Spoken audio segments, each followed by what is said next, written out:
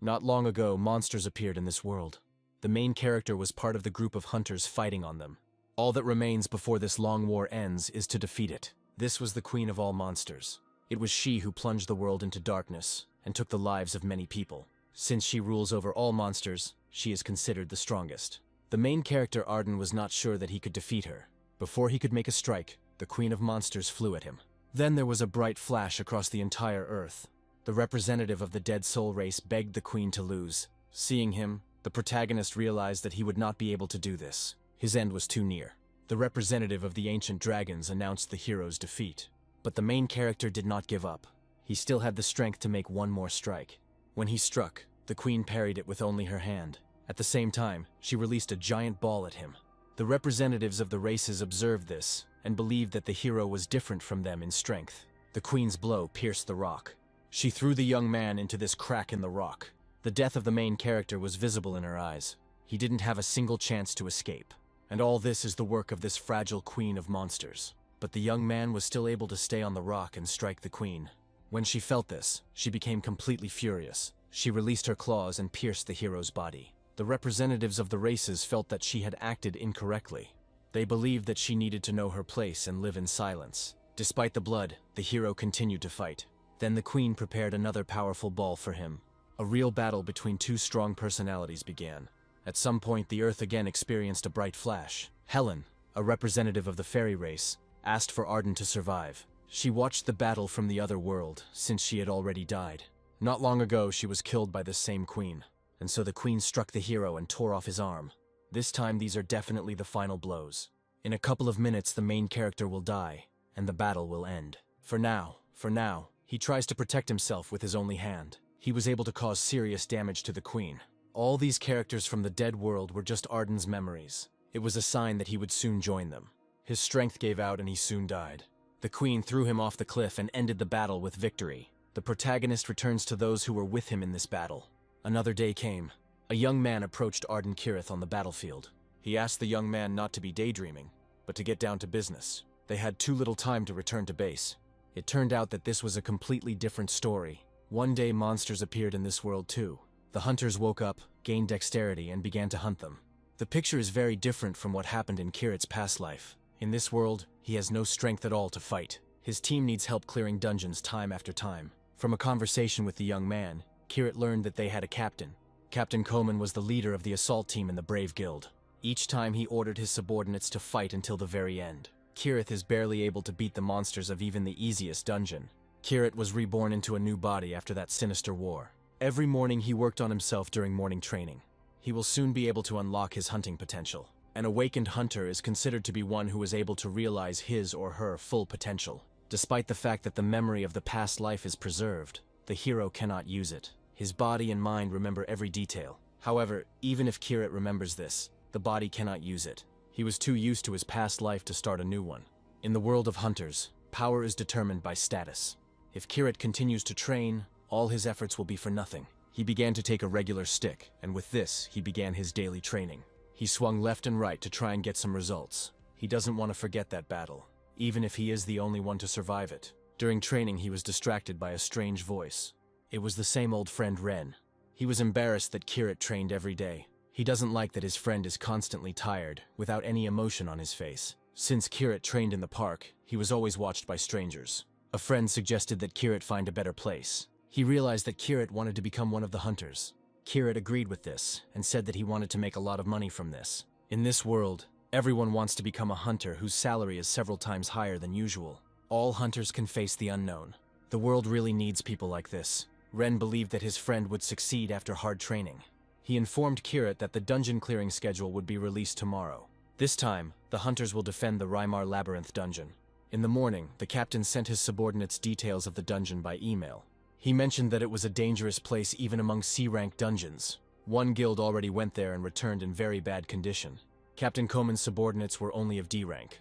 He reminded them that they were not hunters, but simply carrying out his orders for money. Many guys who considered themselves young hunters were afraid to go into this dungeon. The captain warned them that if they left the team, they would not be able to work anywhere else. He had long ago entered into a contract with his subordinates that could not be broken. The hero regretted that he could not go on a cleanup mission due to lack of strength. The captain pounced on him, but Ren abruptly offered his candidacy. He was also not confident in himself, but was ready to stand up for his friend. All the participants in the dungeon believed that they would be safe next to real hunters. Captain Koman knew that none of them would return alive. He told them to go to work and promised that he would wait for them with faith. None of the young men believed in the sincerity of these words. The protagonist nevertheless agreed to go into the dungeon with Ren. The next day, a huge portal was created near the gorge. The hunters decided to warm up before the start of a tough battle. Their team leader assigned all the roles. He looked too worried, and this frightened Kirit even more. Kirit suggested that the hunters were also forced to go along with this cleanup. The captain ordered the young assistants not to get in their way. Ren announced optimistically that they would soon enter the portal. His entire team was determined. Only the main character could not find the necessary strength within himself. He hoped that future steps would not lead him to death. And so he stepped into the portal, and the clearing of the dungeon began. As soon as the hunters entered the labyrinth of Rymar, they felt a tremor. Everything looked different from what I had heard. The magicians wanted to report the persistent alarm to the captain. What stopped them was that it was a C-rank dungeon, meaning it wouldn't be difficult. Kirit and Ren noticed the excitement of the experienced hunters. The dungeon began to crumble, creating additional anxiety. The hunters quickly began preparing to clear the area. Captain Coleman tried not to show his inner feelings. Suddenly, a pair of monster eyes appeared from the darkness. Within seconds, there were about 20 pairs of these eyes. These were specimens of an ugly, dangerous spider. The captain ordered the experienced hunters to prepare for battle. From the very beginning, the situation seemed too difficult for them. Coleman promised his subordinates a good salary for the victory. Although there were many monsters, they only looked like pathetic bugs. The captain ordered the tanks to form the first line of attack. No one was afraid to go into battle, as the challenge rank was sea level.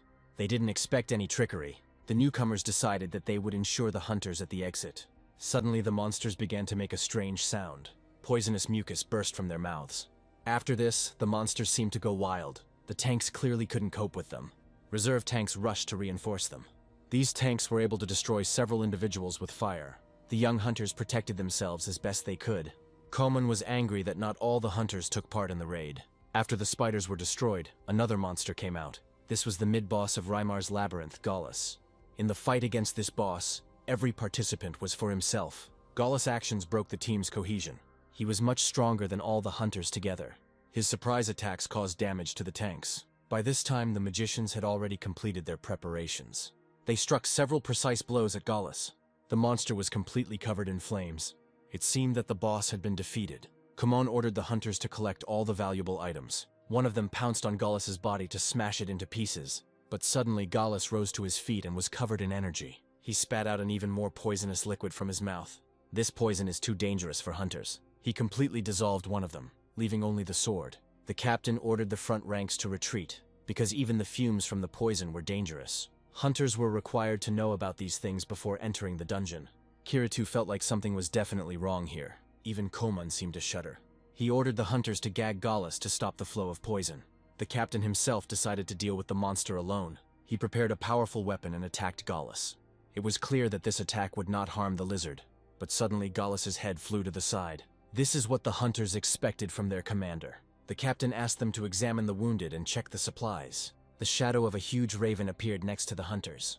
All participants were excited by this turn of events. Kirit understands that the experienced fighters were not prepared for this. They just defeated a mid-level boss.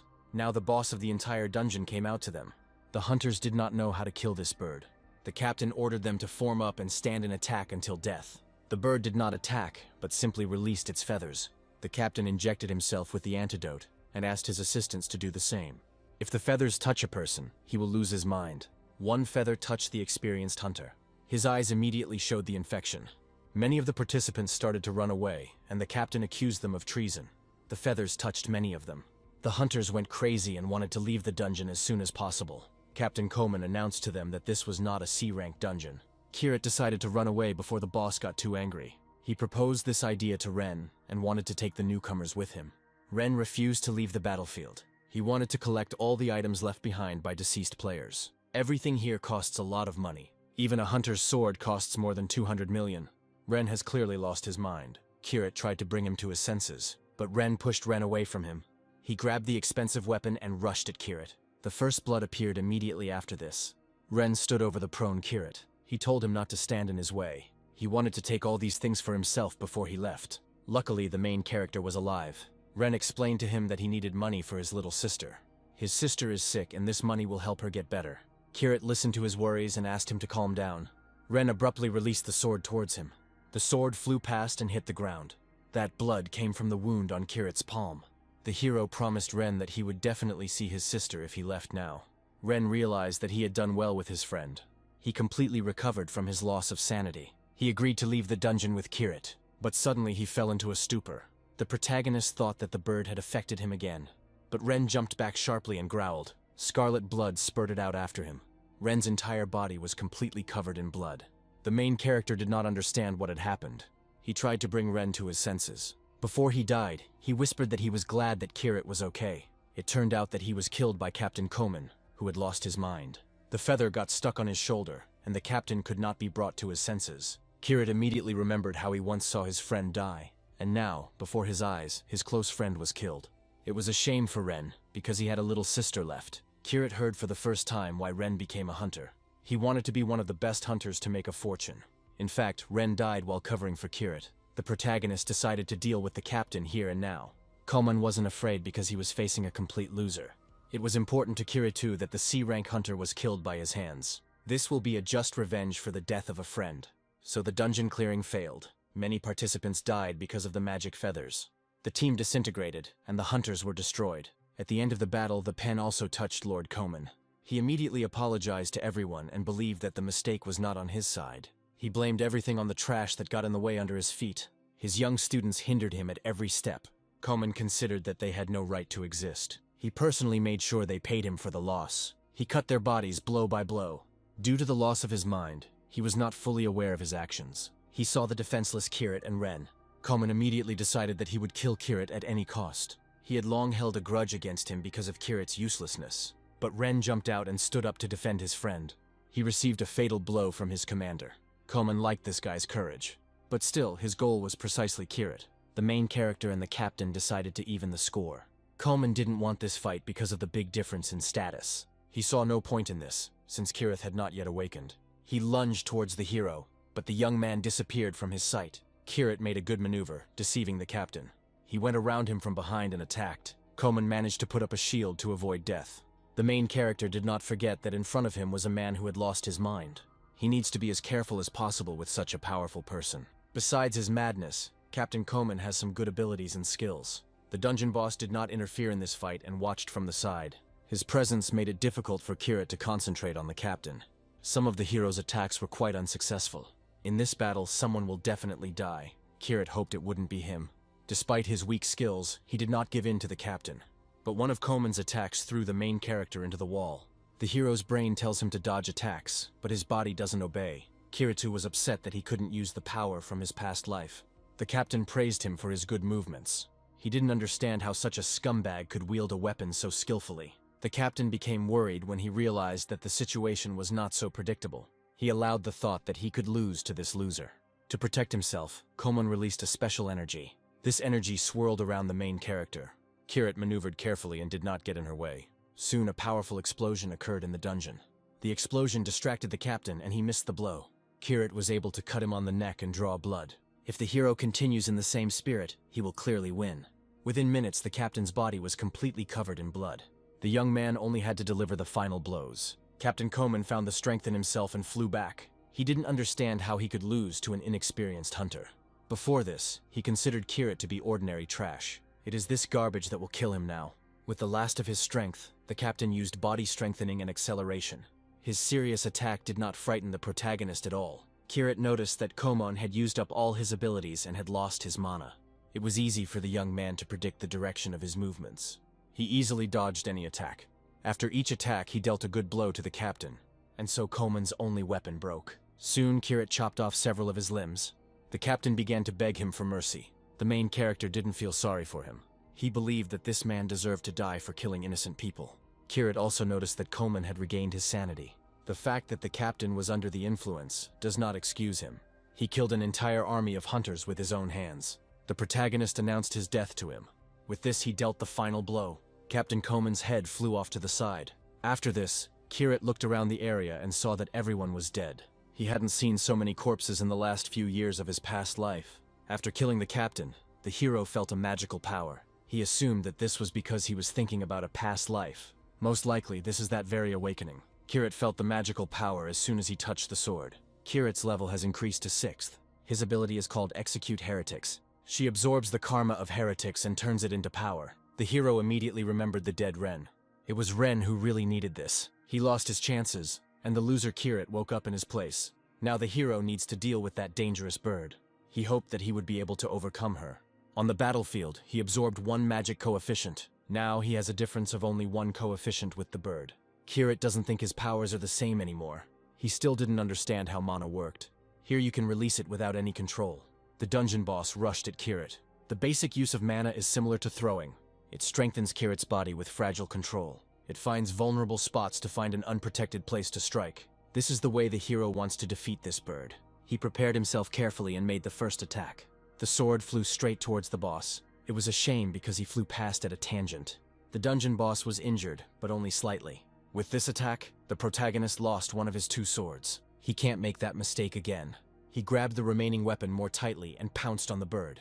This attack helped him deal serious damage. The dungeon boss lost one of his wings. He was furious and wanted to finish with this loser as soon as possible. The main character collected all the mana in his body. He wanted to make the mana explode in his favor. As expected, an explosion occurred on the battlefield.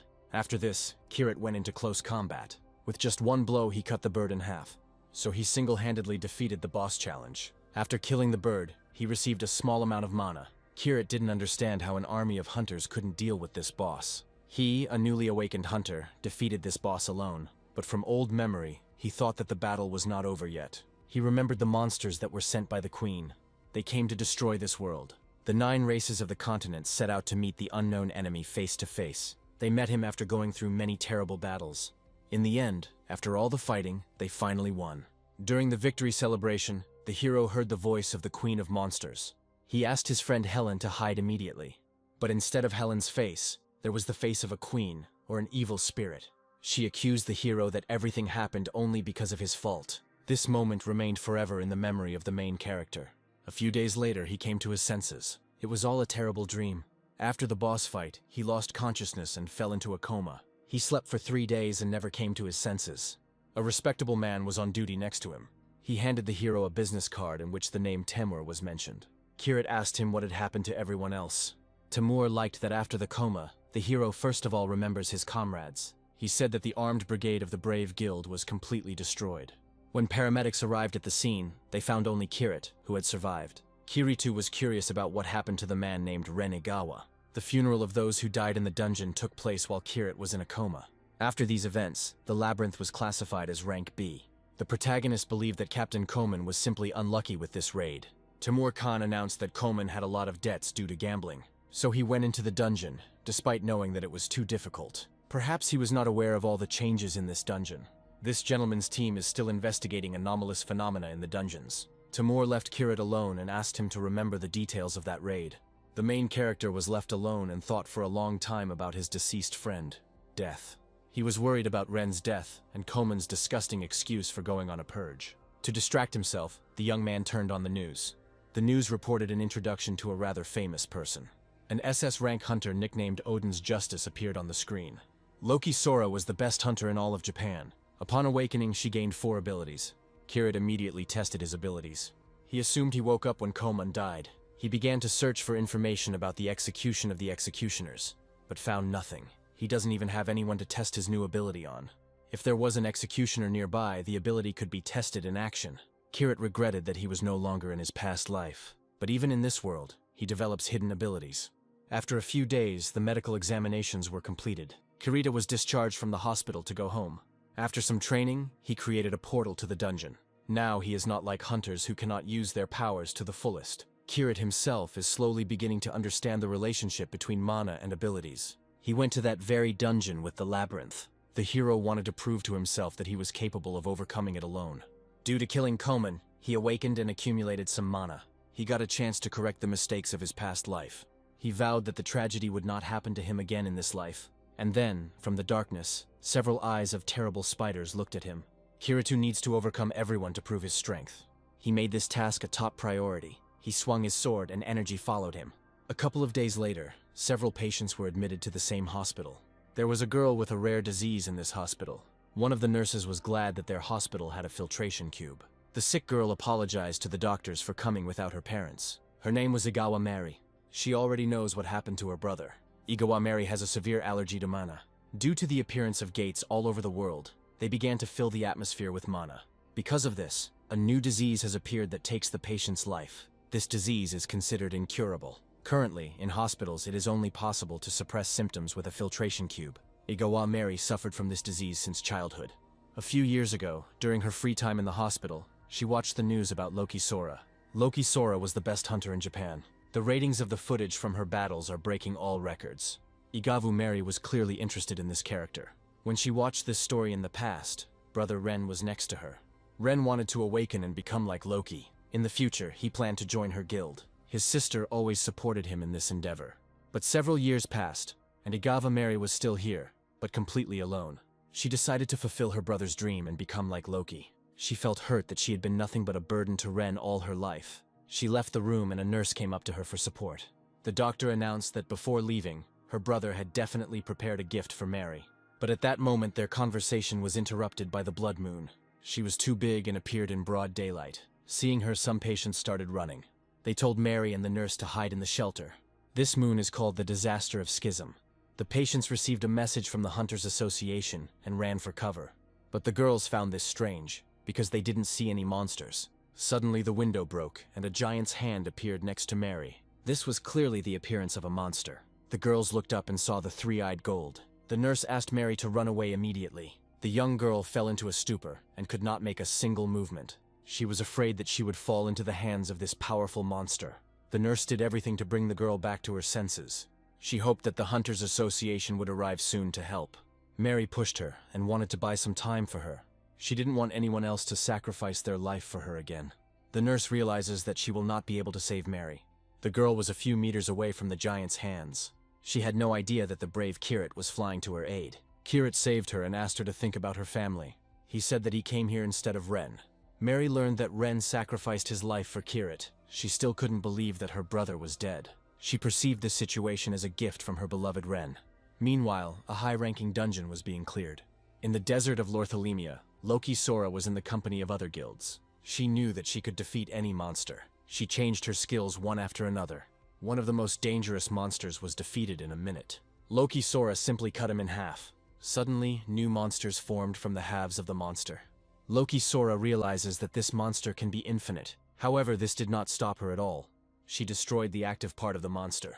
Kaido and Bara from other guilds wanted to cooperate with Loki. They knew they wouldn't be able to do it because Loki had an inflated sense of self-worth.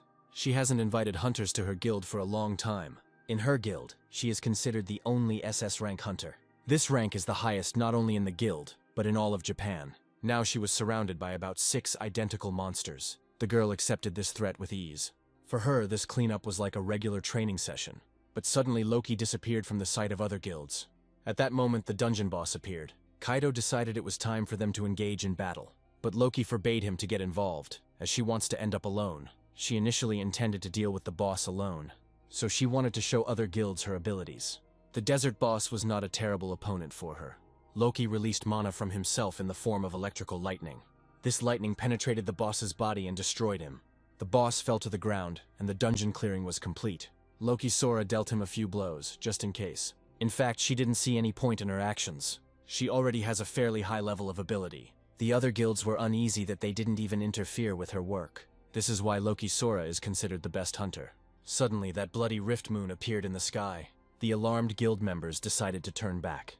The boss had already been eliminated, and it was unclear why the rift had occurred. The rift revealed the core of the dungeon.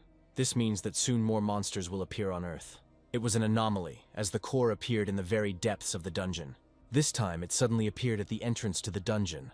Kaido attempted to shoot at the center of the core. He hoped that his shot would not be interrupted by the moon's energy. The distance to the target was 12 kilometers. The maximum firing range of the weapon is 7 kilometers.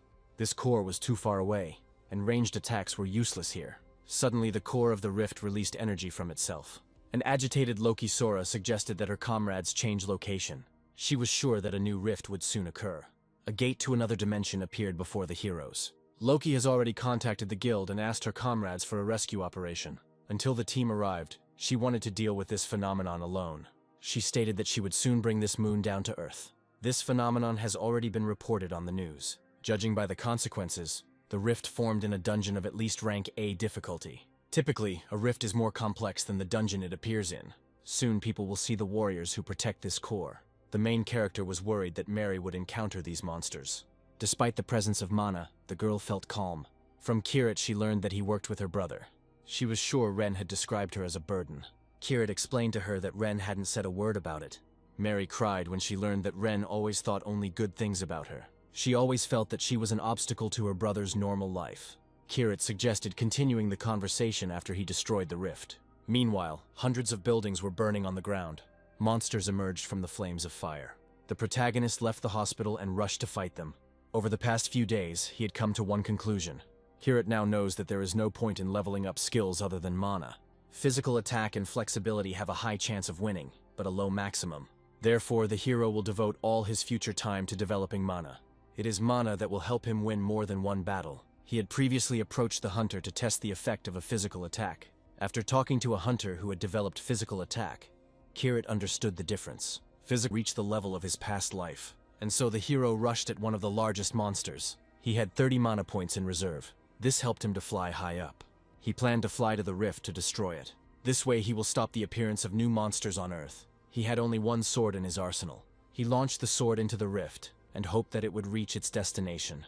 He himself lost mana and began to fall. He didn't care about himself, because the main thing was that the sword reached the rift. When he landed hard, he realized it hadn't worked. His level was not high enough, or it reached the rift. When he landed hard, he realized it hadn't worked. His level was not high enough, but suddenly he saw an explosion in the distance. A couple of minutes ago, Loki Sora also tried to overcome the rift. She used the ability of Thunder Lightning, Thunder and Light Rain. The combination of these skills would help her overcome the rift. She lunged towards the moon. There was a bright explosion with a surge of energy. Loki Sora realized it had worked, but the moon did not disappear, but split in half. Loki Sora noticed another core. Most likely the lunar shell served as a protector for the cores. Now the rift moon has become truly bloody. Loki Sora made every attempt to destroy her.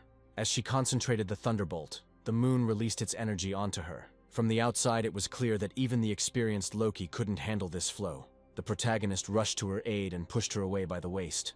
He explained to her that now many lives depended only on her. He decided to help her and directed her mana.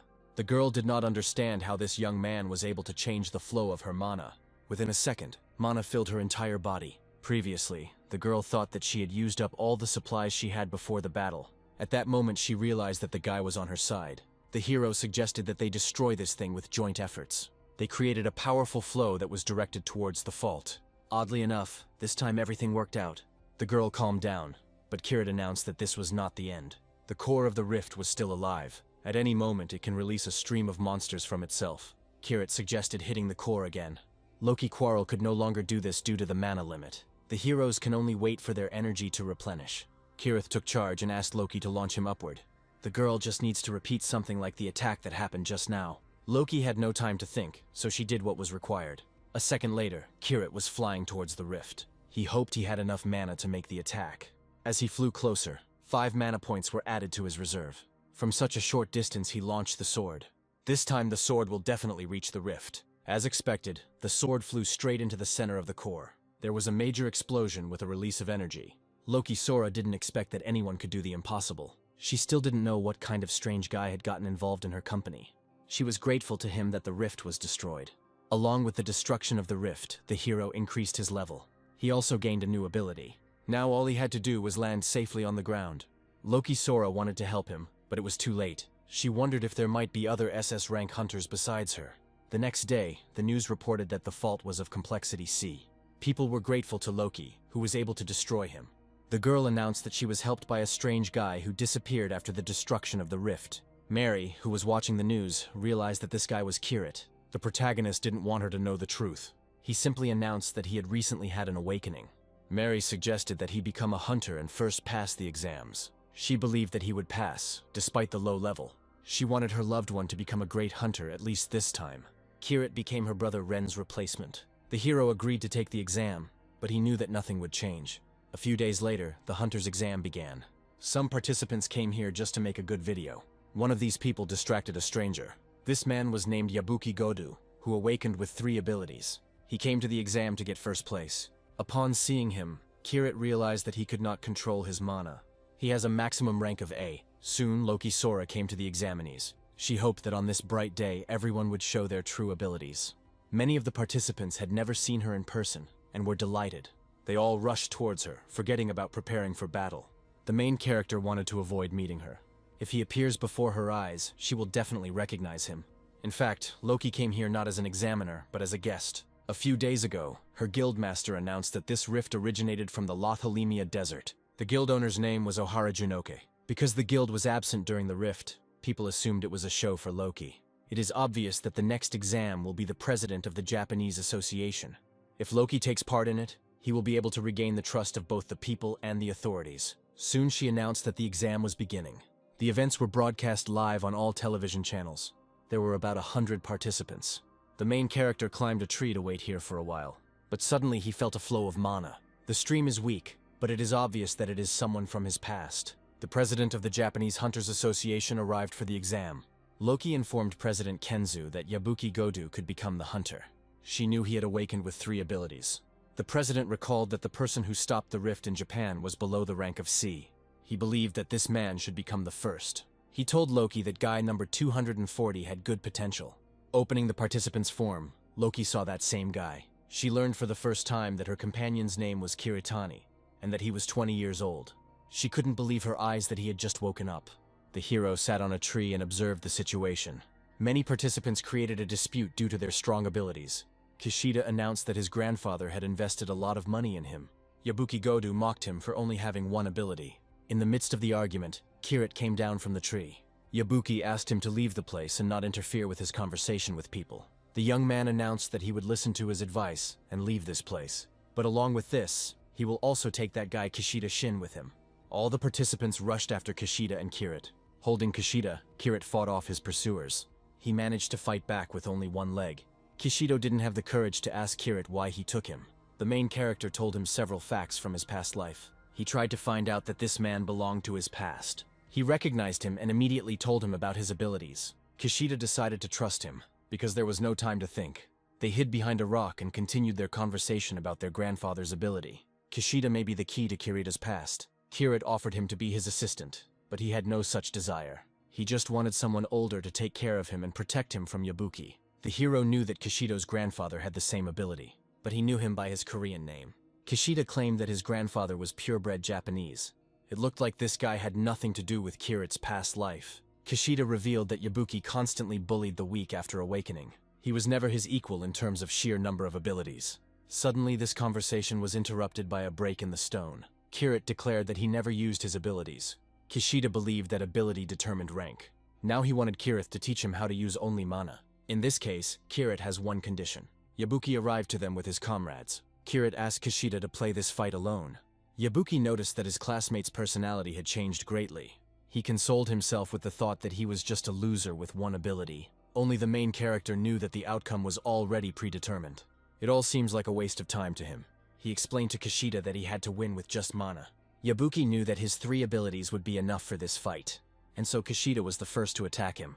Yabuki created a protective shell in time and avoided damage. His shield had a certain peculiarity. If the mana shield is attacked, it will activate the mana burst ability. Kishido felt too hot from the explosion of energy. In this fight, Kirit noticed Kishida's mistakes. He asked him not to keep the same distance in the future. For a few more days, Kishida trained under the influence of his mentor. He learned to use a spear, on which he concentrated his mana. He soon rose to the rank of B.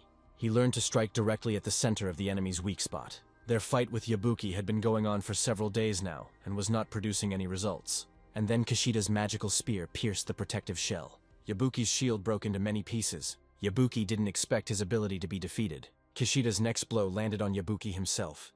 Yabuki was thrown back a few meters and took damage. Kishida immediately caught up with him and delivered another blow. It looks like Yabuki was finished. Kishida himself did not expect that he would defeat such a strong participant on his own. He defeated him before he could even use all of his abilities. He was grateful that Kirith had taught him how to work with mana. It was important to Kishida to divide Yabuki's items equally. The main character was not against doing this. After thinking for a bit, The young man took 80% of the spoils for himself. Kushida didn't like this, but they had discussed this issue beforehand. Kirit will take a portion of his income as tuition fees. After this, Kirit suggested that Kushida take up hunting until the end of the exam. The young man knew that only his mentor could kill all the monsters. Before leaving, Kirit wrote down Kushida's phone number. He asked the young man to keep their deal a secret. Kirit stepped into the portal with a calm soul. He passed the exam and was the best among all the participants. After taking the exam, he met Loki Sora on the street. The girl clearly hid her appearance from prying eyes. The main character pretended not to recognize her and wanted to leave as quickly as possible. The girl told him that she did not expect him to win against all the participants. Moreover, he left the exam using the back entrance portal. She suggested that Kirit go shopping. She bought him some fashionable things at the store. In addition, she purchased items to restore stamina. All these things were of the highest quality. It seemed to the hero that Loki simply wanted to bribe him. Loki explained that this was all a reward for helping fight the rift. The hero understood that she would invite him to join her guild. The girl really believed that by shopping she could win Kirit over. The main character pretended not to pay any attention to her. After the store, they went out together. In the elevator, Loki Sora invited Kiritou to join her guild. She promised that he would be treated the same way as she was, but the young man abruptly refused without giving a reason. The girl wanted to once again feel the strength that she had gained in that battle. She wanted to achieve even greater heights. She wants to become stronger to attract the attention of big people. Despite the refusal, the main character agreed to work with her. He was also curious about what Japan's first hunter would become. Soon, she and Loki arrived at her personal training room. Loki immediately announced that she would not use mana in this training. She was ready to show the hero all her abilities. And so the conversation ended, and the girl was already flying towards Kiritani. The hero used only mana to protect himself from attacks. The girl didn't understand how he managed to repel her attacks with such ease. Kirit realized that she wasn't very good at controlling mana. The girl splits the mana, and the fight turns into a parade of brute force. The hero found it very interesting to conduct training with her, and so Loki created another of her abilities. She lunged at Kirit and cut off part of his cloak. The hero made a counterattack that Loki did not expect. The sword almost reached her chest. The main character was afraid that he would pierce the girl, but suddenly he saw that the accumulation of mana was in Loki's chest. It was precisely this place that the hero's sword could not penetrate. Kirit declared that he was only an F-rank hunter. It was clear to both heroes that this training would not end so quickly. The girl hoped that Kirit would give in to her and surrender. The young man declared that he would not be able to hold back as he had used up all his mana. For this training he received 70 mana points. It looked like Loki wouldn't let him get too close today. The hero needs to find a way to bypass her defenses. Suddenly he managed to grab her electrified lightning with his bare hands. Looking at this, Loki realized that there was a strong person in front of her. Loki saw that Kirit was too strong for his level. She watched his every action. Kirit showed her the technique she taught him in his past life. It turned out that in a past life he had already known Loki. At the conference, Loki revealed that she had received 4 abilities at once. Even then, she was not the first person in Japan. She was forced to continue what she had started and reach greater heights. After the conference, she asked the driver to take her to the next dungeon. He was alarmed that she had been going out on missions for 3 days in a row. Loki agreed and took the day off for today. Suddenly she heard someone mocking the weak. They were ordinary school children. Loki thought she knew the victim's voice. In this crowd she saw her younger self. Then Loki realized that she shouldn't rest today. She asked the driver to take her to the fault. She remembered that moment when she fought with Kirit. The hero saw that it was too heavy for her to carry the honor of the entire country on her shoulders. Loki cried when she realized that it wasn't she who decided to carry everything on her shoulders. Then at the conference, she seemed to be forced to defend the country. Now Japan's best hunter asks Kirita for lessons. The main character was not averse to revealing the secrets of his strength. A few days later, Kirit continued training with Kushida. This time the young man had to fight the monster alone. After his last victory, he was very confident. Today's opponent was a goblin. Kushida killed this goblin with ease. He was proud that he was able to clear the entire area. It seemed to him that he had seen this place before. Kirit gave him a shield and declared that he would be a tank. He gives him a role that suits his abilities. Having accepted the role, Kushida went into battle. The main character was glad that this guy had a certain talent. He has broken off relations with Loki, so he can focus on gathering information about his past life. Suddenly Kushida screamed and his whole body shook. He was frightened by seeing the skeleton of a hunter. After examining the body, Kirit realized that the hunter had died not so long ago. The mana in him was barely noticeable, but the young man still felt its remnants. There were hundreds of such corpses in this dungeon. Kushida realized that the dungeon monster was stronger than they thought. Kirit guessed that these murders were not the work of a monster. All the bodies lay flat, as if they had been killed by a person. First, they killed the most problematic participant, and then they took on the attacker and the tank. It was all the work of another hunter. Moving further, the heroes discovered household items. It looked like someone's camp. Now Kirit was sure that those murders were committed by people. Traces of their mana are still clearly visible. Kushida was worried that they would meet these terrible people. The main character calmed him down, because he considered himself the strongest. He finally remembered his worthless ability. The situation with the killers will help him use the executioner's execution. After returning from the dungeon, Kirit reported on the corpses he had found. The leader of the burial team was Temur. He immediately noticed that Kirit had changed, and had probably undergone an awakening. He realized he had awakened just by looking at Kirit. Temur asked the young man to discuss the murder with the authorized representative. He called the major and left for important business. The investigation learned that the first witnesses to the murder were Kirit and Kushida. The major of the Hunter Control Department introduced herself as Kara. She began questioning witnesses to the terrible crime. Incidents like this never happen in E-rank dungeons. Just in case, Kirit took this girl's business card. He noticed that he had already seen the sign of this company in a past life. Kara left and asked Kirit to let her know if he remembered anything important. She was like hunters who hunt other hunters. Kushida suggested to Kirit too that they finish what they had started long ago. But the main character decided to rest today. By evening, he headed to the city of Omiya. He walked around the city to fully understand his thoughts. Suddenly, he noticed a stream of bright energy. He realized that the killer was hiding in a crowded place. He followed the flow of his mana and arrived at one of the inns. He also became aware of the room where this energy was hidden. The door was closed, and Kirit had to break it down with his sword. He was excited that the energy had led him this way. When he opened the door, he saw a stream of aura flying out the window. She flew from window to window, and from house to house. The protagonist immediately followed her. Only on the roof of the house did he see that it was not energy, but a person. After a couple of minutes, he managed to get closer to the object. The captured young man was afraid that people from the association or the army had come for him.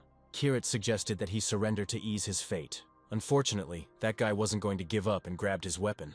He announced that he would now get rid of the pursuer. He lunged at Kirit, who had a couple of seconds to react. The young man was confident that he was much stronger than this pursuer. He lunged forward and wanted to kill Kirit with just one blow. The protagonist made a maneuver and gained control of the situation. He threw the guy to the ground and broke his arm. It turned out that this guy's energy was similar to the energy of a dungeon. During interrogation, the young man confessed that he had killed those people. He just decided to get rid of a couple of losers. He was sure that Kirit would not do anything to him without a trial. This was the perfect chance to test Kirit's abilities. Kirit declared that this man would definitely not return alive today. He is not going to judge him according to the laws. Minutes after the execution of the executioner, Kirit received a level increase. In addition, a super C-rank spell was obtained. The karma of the heretics became the strength of Kirit. The hero realized that the executioners were ordinary criminals. Now he has found a good way to become stronger. He needs to get rid of all the heretics in this world. Suddenly the young man's phone rang. He was told that he should under no circumstances be caught by the control department. It was clear that big criminals were behind the deceased. Looks like Kirit has found a big deal. When he heard a couple of insults, he smashed the phone. He decided to report this to Major Kara. He wanted to thank her for providing him with the information. That same evening, one of the criminals was furious. He was informed that Maki had been captured. The team captain, Ruth, felt like these people were coming for them. If Maki was caught, it means the enemy was also a hunter. Captain Ruth decided to move on to the next location. He wanted to meet the guy from the phone conversation as soon as possible. The control department arrived at the city's special prison. Kara announced that the prison had a material that would dampen the hunter's abilities. When imprisoned, hunters of rank A and below lose their abilities. Rank C hunters can only use half of their abilities. Kara arrived here to meet a major criminal. The criminal was a former hunter and instructor of the Hijit control department. Kara reproached him for talking too much over the past 8 years. But Hijit reproached her for becoming a major in such a short time. They knew each other well and had not seen each other for a long time. Hijit made a name for himself with a serious assassination attempt. Kara showed him photographs of criminals who had become active. Crimes have become more frequent, as if these people are in charge of managing them. Hijit was afraid that Kara would suspect him of being the mastermind behind these crimes. Kara wanted to make sure that Hijit couldn't lift a finger. Events similar to the attempted assassination of the Prime Minister will not be repeated. The criminal immediately told Kara about the attempted murder that took place 8 years ago. He believed that the current staff consisted of incompetent fools. So 8 years ago, he decided he wanted to bury them and make an example of them. Despite this, he regretted the tragedies that occurred during the incident. His father was an outstanding hunter. Kara knew this very well, but Hijit said that over the years he had not even received any help from his father. He is completely neutralized and helpless in this room. Kara promised that he would spend the rest of his life like this. After the interrogation, Kara told the assistant that the hunters had been called then. They stopped Hijit's actions, but the losses were irreversible. One of these hunters was Kara's father. Kara suggested forgetting about the incident and return to work. She saw the news that a body had been found at the intersection. She immediately realized that the guy who escaped from the dungeon had helped her. Meanwhile, the protagonist visited a D-rank dungeon. It was an ordinary brick mine. Kirit promised Kashid that they would carry out this mission valiantly, and then a huge monster flew out at them. The very inexperienced Kashida was scared to death. Once he concentrated his mana, he felt confident. He struck the monster but got no result. Then Kirit rushed to his aid. At that very moment, several such monsters appeared in the dungeon. Kashida suddenly attacked one of them. The entire location was filled with monster corpses. The main character, together with Kashira, cut off their heads and cut their bodies in half. After these kills, they waited for the dungeon boss. The mine boss was several times larger than his subordinates. Kashida said he was willing to give up any challenge reward. The hero went into battle to get good materials for himself. He was not at all afraid in the face of such a serious opponent. Despite the difference in size, he was much stronger. He grabbed the only weapon and pounced on the monster. The monster immediately received serious damage. Then Kirit made another attack. The mine boss was killed. After killing the boss, Kirit received a secret technique. This technique will allow him to reveal his abilities. Kirit stayed up all night to create a soul capsule from Loki's materials. The main motive for clearing the dungeon was the materials for creating the soul capsule. The hero tried to create this capsule, but there was no result. Only after a dozen attempts did an incomplete sphere emerge. Closer to the morning, Kirit managed to create something similar. It was a soul capsule that absorbed the power of precious metal. With its help, Kirit will be able to increase the stats of not only mana, but also other indicators. This way he won't have to rely solely on the executioner's ability. The news reported that a man's body was found at the intersection. Forces were spotted at the crime scene, which took place in Fuku province. Kirit decided to report everything to Kara.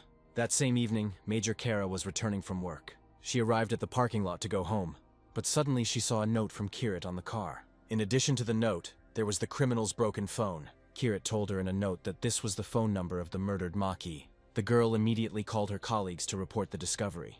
She had some ideas about Hijit's pet. She was informed that the person she needed was now in Tokyo. Even the colonel of the control department didn't know what to do with these criminals. The girl arrived at work and said that there was only one number on the phone. A phone signal points to the location of a criminal hideout in Tokyo. But the colonel knew that the criminal incident had occurred not in the current, but in Fuka.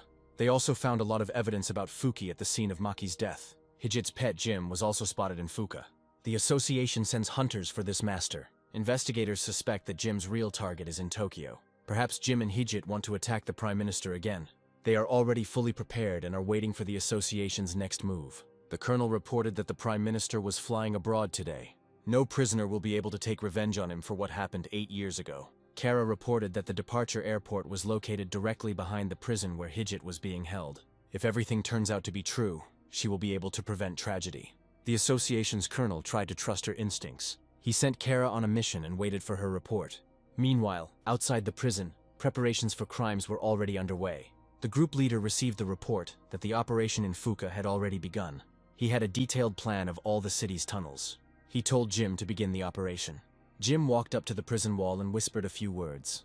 The system has detected a Death's Hand ability. The prison wall shook and began to fall apart into pieces. Jim realized that there was a material suppressor behind the wall. He put on the bracelet to make this problem disappear forever. After this, the gang leader announced the start of the operation. He had about 100 criminals under his command. Using Jim's abilities, they quietly made their way inside the prison. Jim easily broke down all the walls in their path. Not only the walls, but also the floor and ceiling crumbled. In a matter of minutes, the people from the control department created something like a bunker. The criminals were met by agents who tried to stop them, but they were killed immediately. Ruth ordered his subordinates to go to the control room. First, they need to open the door. For this case, Jim has a special ability. He touched the door and a hole appeared in it. After this, he blew into this hole and released a deadly poison. Everyone inside the room died. After this, the heroes opened the door and went inside. They found the necessary information on the computer. The surveillance camera footage has been deleted. With the help of cameras, Ruth found the place where Hijit was sitting. He decided that his team would go to Hijit. Upon arrival, they knelt down in front of the instructor. It was important for them to free him and take him with them. Hijit knew that they would come for him today. He was already tired of languishing in anticipation of this moment. Meanwhile, Kara was driving to prison at full speed. On the way, she called for reinforcements from her employees. She was informed that they would most likely not come. Kara and her assistant decided to stop the criminals alone. When they stepped inside, they realized they were one step too late. The assistant tried to stop Kara from doing dangerous things. She hoped that the suppressor had worked, and the criminals were without power. If this is true, then the control department has a chance to defeat them. Kara took out her gun and started shooting at the criminals. Jim activated his abilities and caught all the bullets. The bullets were stopped, and almost immediately scattered into many pieces. Jim reproached Kara for her bad manners. The girl couldn't understand how his abilities worked in the presence of the suppressor. Jim showed her the bracelet and told her about the serious preparation.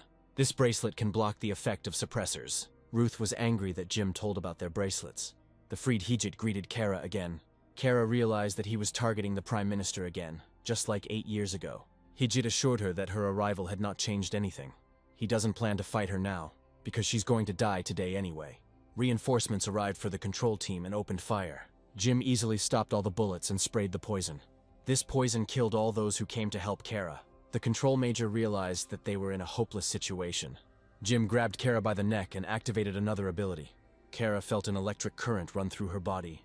An assistant rushed to her aid and opened fire, but his shots were blocked again. Jim again caught all the bullets flying at him. Suddenly, Jim's hand flew to the side.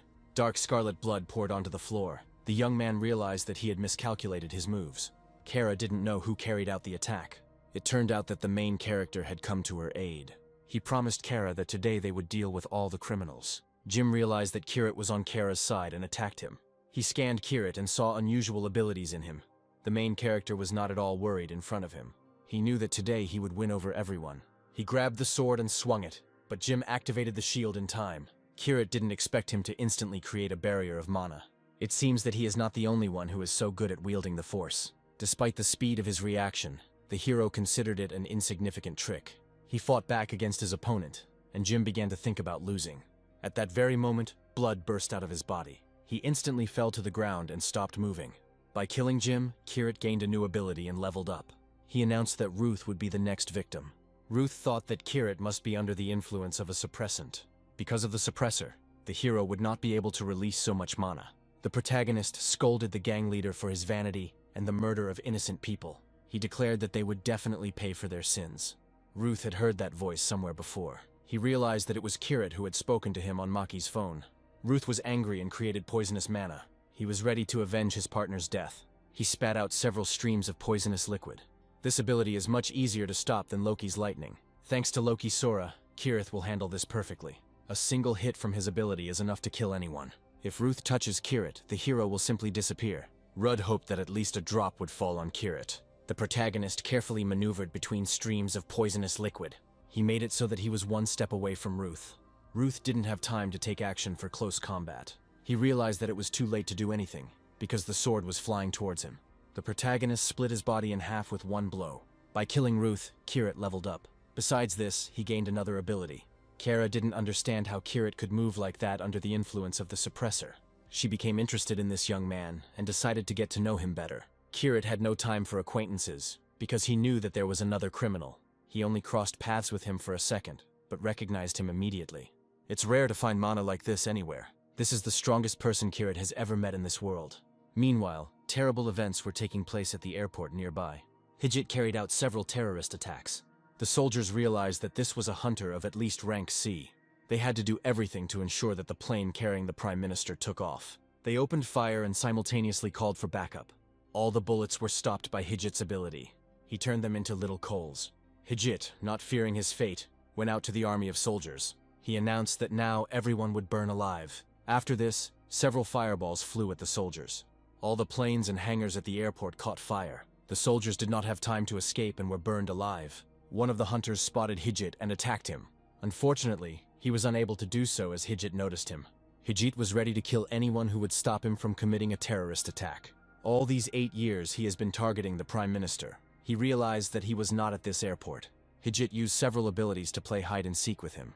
He embodied all the fire mana to burn down this airport. Hijit was angry that he failed to carry out the terrorist attack on the minister. Meanwhile, Kara and her team headed to the airport. Kara feared that Kirith's strength would not be enough to fight Hijit. The protagonist assured her that she just needed to believe in him. The girl hoped that today would be the day she would put an end to crime. They arrived at the airport, where they were about to undergo a difficult mission. With his actions, Hijit created a real fire show. The protagonist wanted to deal with Hijit alone. Kara forbade him to do this, and ordered him to take care of the victims. Now Hijit is just a mass murderer. He fits the criteria of Kirit's abilities perfectly. Kara decided to take Kirit with her on the mission. However, she could not guarantee his complete safety. She asked him not to do anything terrible. The protagonist needs to understand the limits of his own abilities. There is a war going on right now, a war between life and death. The entire airport was covered in flames. Hijit finally waited for the Prime Minister. He met him face to face. For 8 years he could not calm down because of the orders of such an absurd man. Hijit was angry that Kara had also arrived at this place. He warned her 100 times not to interfere with him. But now it was too late. Kara hoped that Hijit would surrender due to being outnumbered. But Hijit was too self-confident. Hijit lunged at the Prime Minister, but was immediately stopped. Kirit hit him with the ball. He bought time for the Prime Minister to escape. The government official was grateful to Kirit for saving him. After this, Hijit became even more aggressive. Now his target was not the Prime Minister, but Kirit. He activated all the best abilities in himself. After this, the heroes felt a dark aura. For now, Kirit is busy with the Prime Minister's security. He took him to a safe place and apologized for the inconvenience. Kara came face to face with an embittered Hijit. She felt that Hijit had lost his mind. Hijit admitted that he had not lost his mind, as he had almost completed his plan. He announced that his mission would be completed when he killed everyone. All that remains is for him to deal with the small pawns that are getting in his way. He engaged in close combat with Kara. Kara lacked the strength to withstand the attacks. Despite 8 years in prison, Hijit was in his old form. He was sure that Kara would not be able to win this fight. Hijit released flames at her and threw her into the distance. Kara was seriously injured and had to activate her regeneration. She unknowingly allowed Hijit to cut her flesh. This moment angered the girl and she attacked Hijit. Hijit proved to her once again that she was not his equal. He threw fireballs at her over and over again. He had fun playing with her like a dog. The flames completely covered the girl's body and prevented her from concentrating. At the end of the fight, the girl realized that she would definitely lose. Her whole body was covered in burns and she had no strength left. She understood that even Kirit was no match for this monster. Kirit calmed her down and announced that he could handle everything. By this time, he had already received 110 mana points. In this fight, he wants to use his full potential. Hijit had no obligation to be Kirit's opponent. He didn't want to waste his energy on trash, but Kirit wanted the opposite. He offered Hijit a solo battle. Hijit became worried because he noticed the hero had strong mana. He was afraid that he wouldn't be able to cope with it, but he still activated his best ability and attacked Kirit. Kirith was ready for his fiery attack. He had several A-level abilities in his arsenal. The hero used the deadly poison ability. Hijit created an energy barrier that protected him from the poison. After that, he continued throwing fireballs. Kirit's mana was enough to counter it. However, Hijit noticed his weaknesses. The hero has not yet reached the level that Hijit has. Kirit used his opponent's ability to create a fiery explosion. Oddly enough, Hijit didn't take any damage. He noticed that during the fight, the young man used only mana. This is the difference between Kirit and Hijit. The hero suggested that Hijit continue, otherwise he would return to the cell again. He admitted that the difference in their strength was great, but he decided not to give up. Hijit accepted his offer and activated the super spell. The second tough stage of their fight began. Hijit admitted that he did not want to attack Kirit. The protagonist simply acts because he wants to help Kara. Kirit realized that if the fight continued, it would drag on for a long time. He was already running out of strength, so he increased the distance. Hijit is confident that he will attack him despite the distance. While running away, Kirit immediately received fire in the back. He realized that his opponent would not allow him to increase the distance even further. Hijit is just playing with him. The main character decided that he would also play tag with him. He used mana and activated acceleration. Hijit immediately followed him. Its acceleration is several times more powerful than Kirit's. Kirit has only one chance to win. He wants to put all his mana into the last hit. He takes advantage of Hijit's habit of jumping forward without thinking. At that moment, he will hit him on the head. The opponent didn't like that Kirit was using his power foolishly. He didn't even expect that the hero would outsmart him and catch him in a relaxed moment. And so the blood of Hijit was spilled on the battlefield. After 2 hours of fighting, Kirit breathed a sigh of relief for the first time. A feeling of calm descended upon the airport. Hijit was finished. Kirit felt incredibly tired, as he hadn't fought like this for a long time. He received several level-ups for killing Hijit. In addition, he acquired a new hidden ability. A few minutes ago, passers-by witnessed a murder. They felt they shouldn't talk about what they knew. They assumed that Hijit was as useless as trash. They were confused by the fact that the killer was much weaker than the great Hijit. Despite this, they recognized good potential in him. They left abruptly to tell everything they knew in detail. That same evening, Loki Sora recalled her training with Kirit. She never learned to control mana. She needs to control her lightning like a thread. Kirit assured her that she would definitely succeed. Loki Sora wanted to become stronger as soon as possible. She repeated Kiritani's training day after day. She just needs to focus her lightning on one point. Every time it ended in failure. After training, Loki watched the news of the previous day. The news was about a hunter who defeated Hijit. It turned out to be Kiritani, who had 5 abilities upon awakening. It became known to all viewers that Kirit had surpassed Loki Sora. Japan's first huntress was upset that she had been relegated to the background. She grabbed her weapon again and went to training. A few days later, Kirit's figure became the talk of the town among the high-ranking people. His actions called an emergency round-table meeting. Previously, these people stopped all regular meetings due to lack of problems. The lady was informed that a man had appeared who could control mana. It was discovered by the Gemini, who were sent to test new developments. The leader gave permission to destroy this man to get rid of the trouble, but chasing after it is too energy-consuming. The masters were alarmed by the fact that in recent years, people had become better at controlling mana. Now it is not only the masters who can release it. The man who stopped the rift was another coincidence. As long as the masters have information, nothing will happen to them. One of them decided to keep an eye on this man for a bit, but he didn't see the point, because it didn't cause them any problems. The lady was also informed that the twins saw that guy with an energy sword. The leaders believed that with such weapons he was doomed to a miserable existence. The news reported that Kirit has received a lot of attention in recent days. The hero is the first to receive 5 abilities upon awakening. He asked Kara to calm down after the incident with Hijit. The girl wondered whether it was necessary or not. In any case, the country needed to eliminate such a criminal. Kirit, however, believed that it was not necessary to kill Hijit. Kara explained that this is what the compliance officers do. She took advantage of the moment and asked Kirit to restore that phone. In addition, she invited him to join their team. She promised to provide him with better working conditions. Kirit thought that Jim and Shima would be happy with this outcome. Kara immediately remembered their abilities. Shim has the ability of deadly poison. Jim wields the acidic hand of death. These same abilities were also publicly declared by Kiritani. It appears that Kirith can steal the abilities of other awakened. The protagonist interrupted the conversation so as not to reveal his secrets. He had another important meeting ahead of him. He announced that he would look forward to working with Kara. He is currently at level 28. Of all the stats, he only pumped up mana and stamina. The results of long-term consumption of the soul capsule have appeared, and so Kirit arrived at the hospital to see Mary.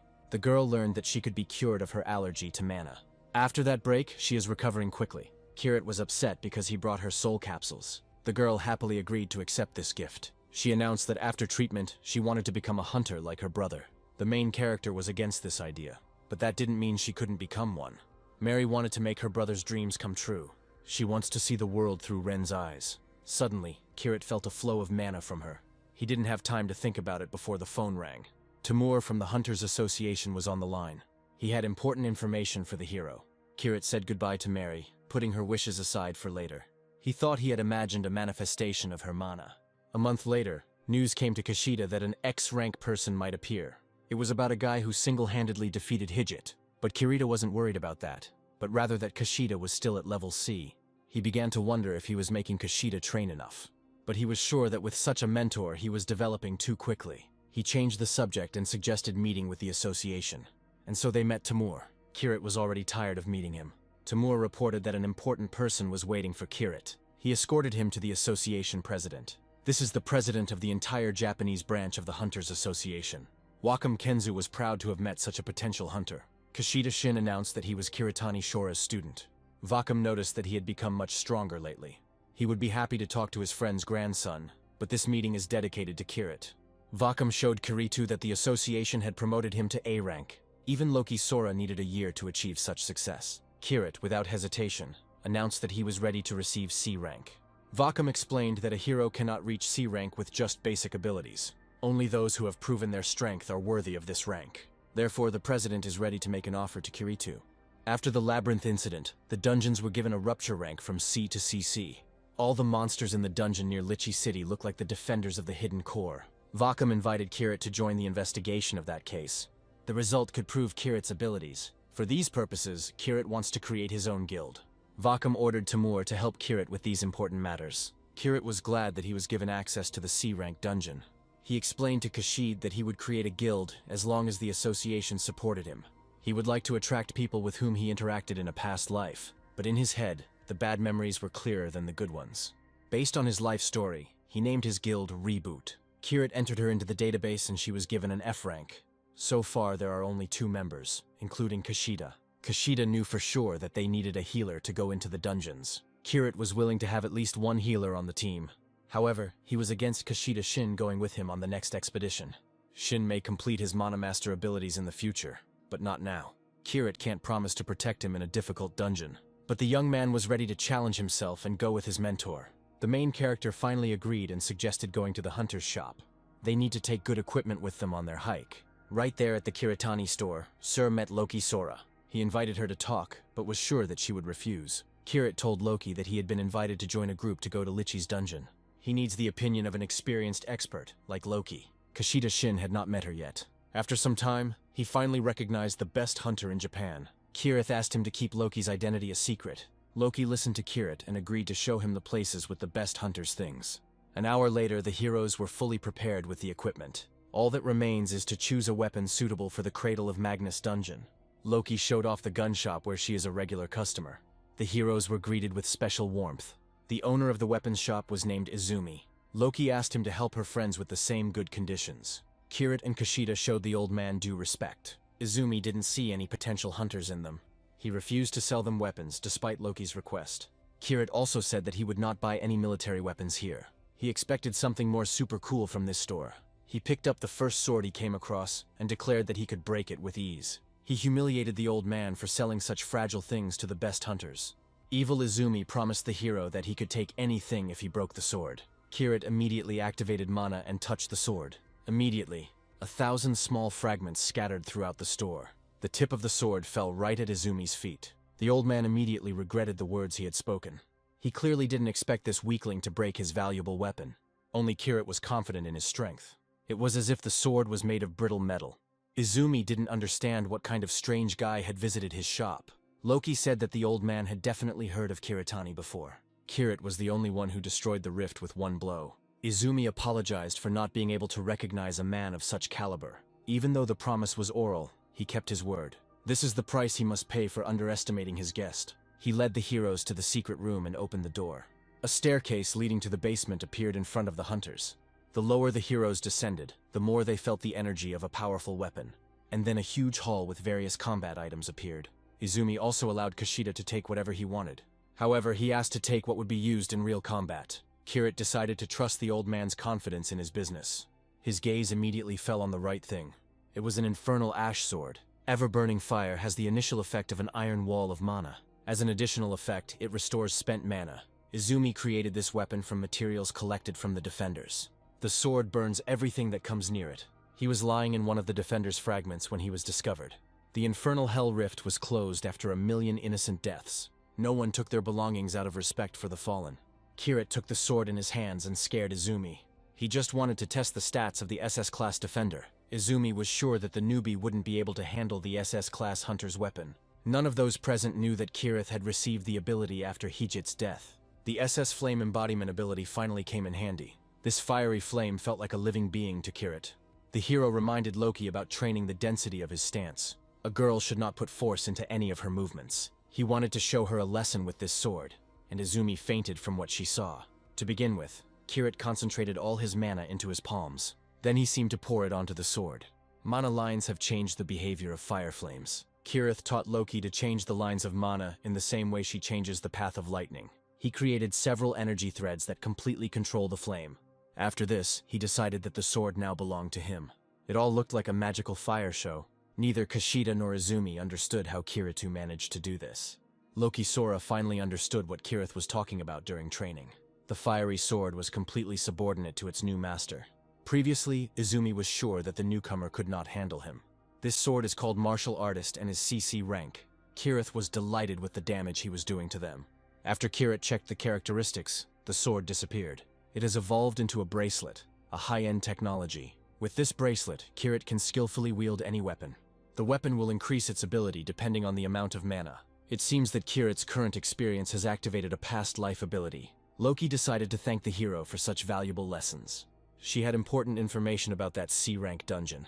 According to her, in the Magnus Cradle dungeon, the hero needs to be extremely careful. There are many hunters who don't like Kirit. The dungeon is isolated from the outside world, and many hunters seek revenge. Loki's guild, Poison, will be participating in this event, and will be able to provide assistance to the hero.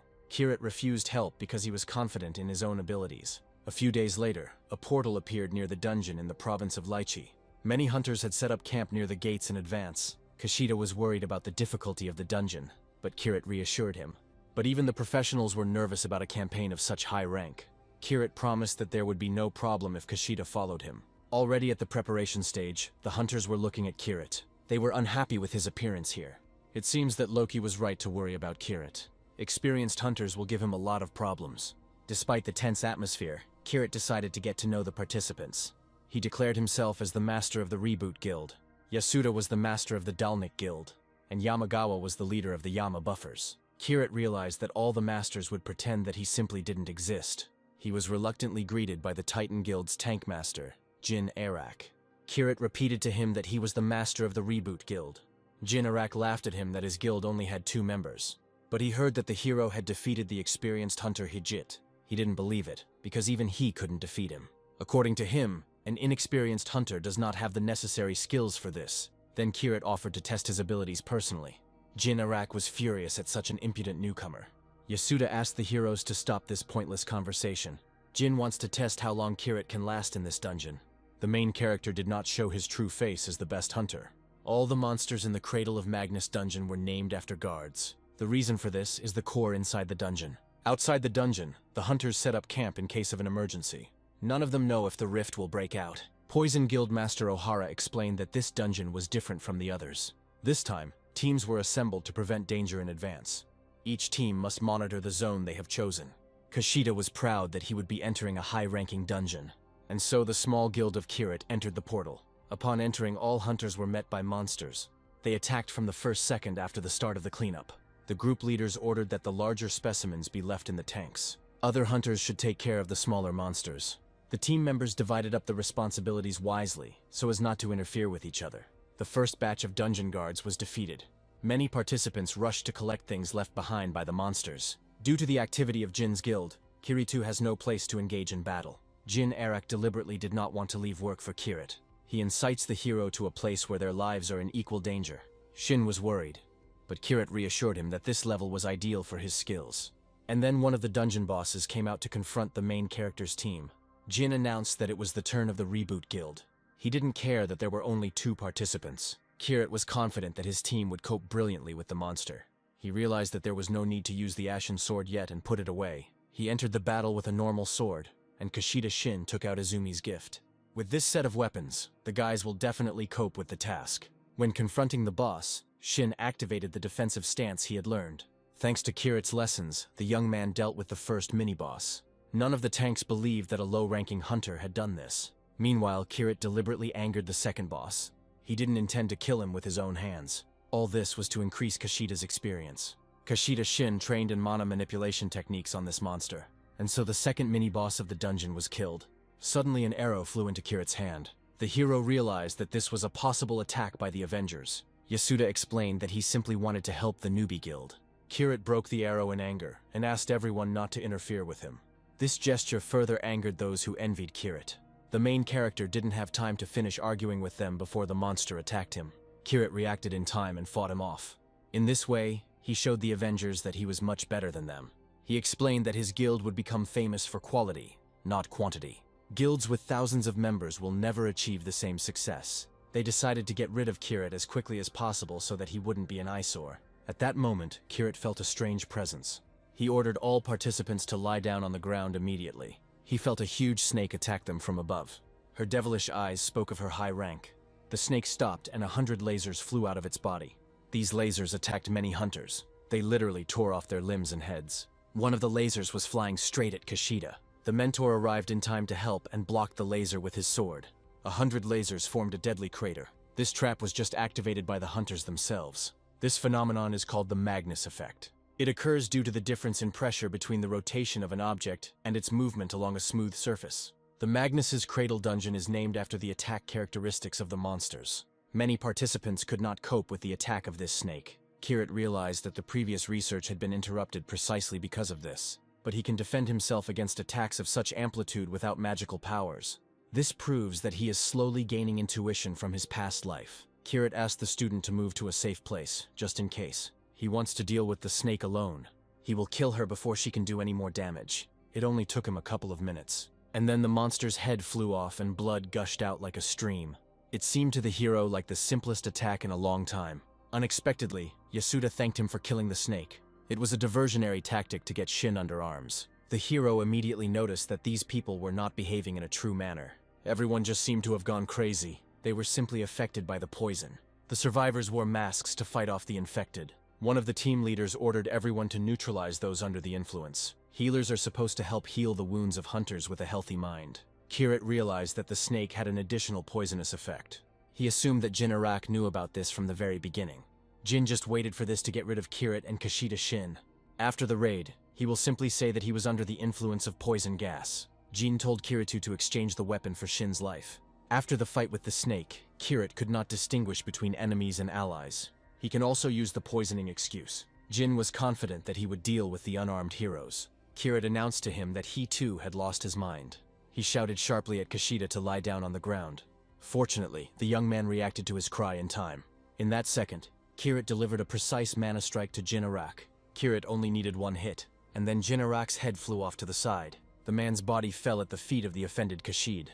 With this kill, Kirith leveled up and gained a new ability. He now has 135 mana points and a sword with a martial arts bonus. It was unclear what the mood in the group would be after this murder. Jin's subordinates assumed that he had been mentally influenced. A C-class hunter simply couldn't attack a companion without reason. Kirit was afraid that the hunters would blame him for this. Yasuda realized that the monster had taken over Jin's mind. Meanwhile, Loki was in her personal tent. Suddenly she felt a familiar aura. It was Kirit who immediately reproached her for betraying him. Loki admitted that Kirith is the only one who can get on people's nerves. She knew that no hunter would harm him on this raid. The hero is curious about what Loki's team plans to do with him next. The first team was able to return only thanks to Loki. Next time Loki will be on a team with top players. Only a few participants will be able to reach the second floor. Kirit assumed that the main cleanup team had already been formed. He asked Loki to recommend his candidacy. The girl believed that they were not close enough for such requests. In exchange for the request, Kirith offered Loki a lesson in the use of mana. Loki Sora didn't promise that the guild master would pay attention to her request. What's much more important to Kirit is that it will be Loki's recommendation. Before returning, he decided to test what he had gained from Jin's death. He didn't see any abilities that he could actively use. The list of abilities only included Berserk, which increases all stats. Kirit is not yet sure about the correct use of this ability. Meanwhile, preparations were underway at the entrance to the second floor.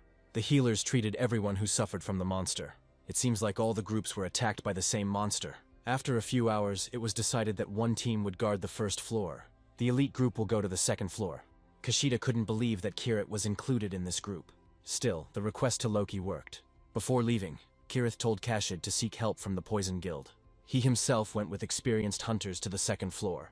But right at the entrance, stones began to fall on them. All the hunters felt the influence of foreign mana.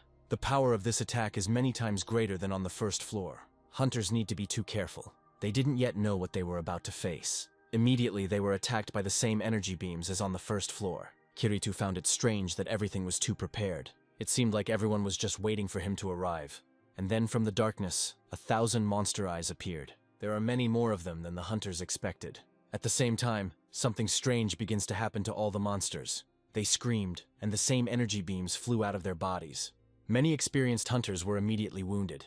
These monsters were 10 times stronger than those who attacked on the first floor. It seems the association underestimated their rank. But there is no turning back, and the hunters cannot retreat. Team leader Ohara was forced to prematurely activate the power of the Unwavering Alliance. The entire location was filled with his special mana. However, the monsters did not receive any damage from this. With Ohara's power, all participants felt an increase in stats. Now the monsters' shells did not threaten them. One of the hunters was able to use Mana Wall. This helped hunters avoid being hit by projectiles. The wall has disappeared, and the hunters need to cover the mage until the spell recharges. Several people were seized with rabies, and doctors immediately began treating them.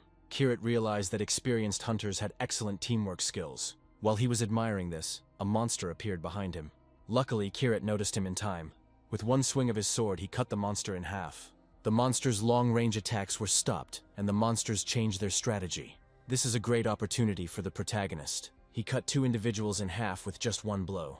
Another giant hurried towards him. Kirit carefully neutralized him too.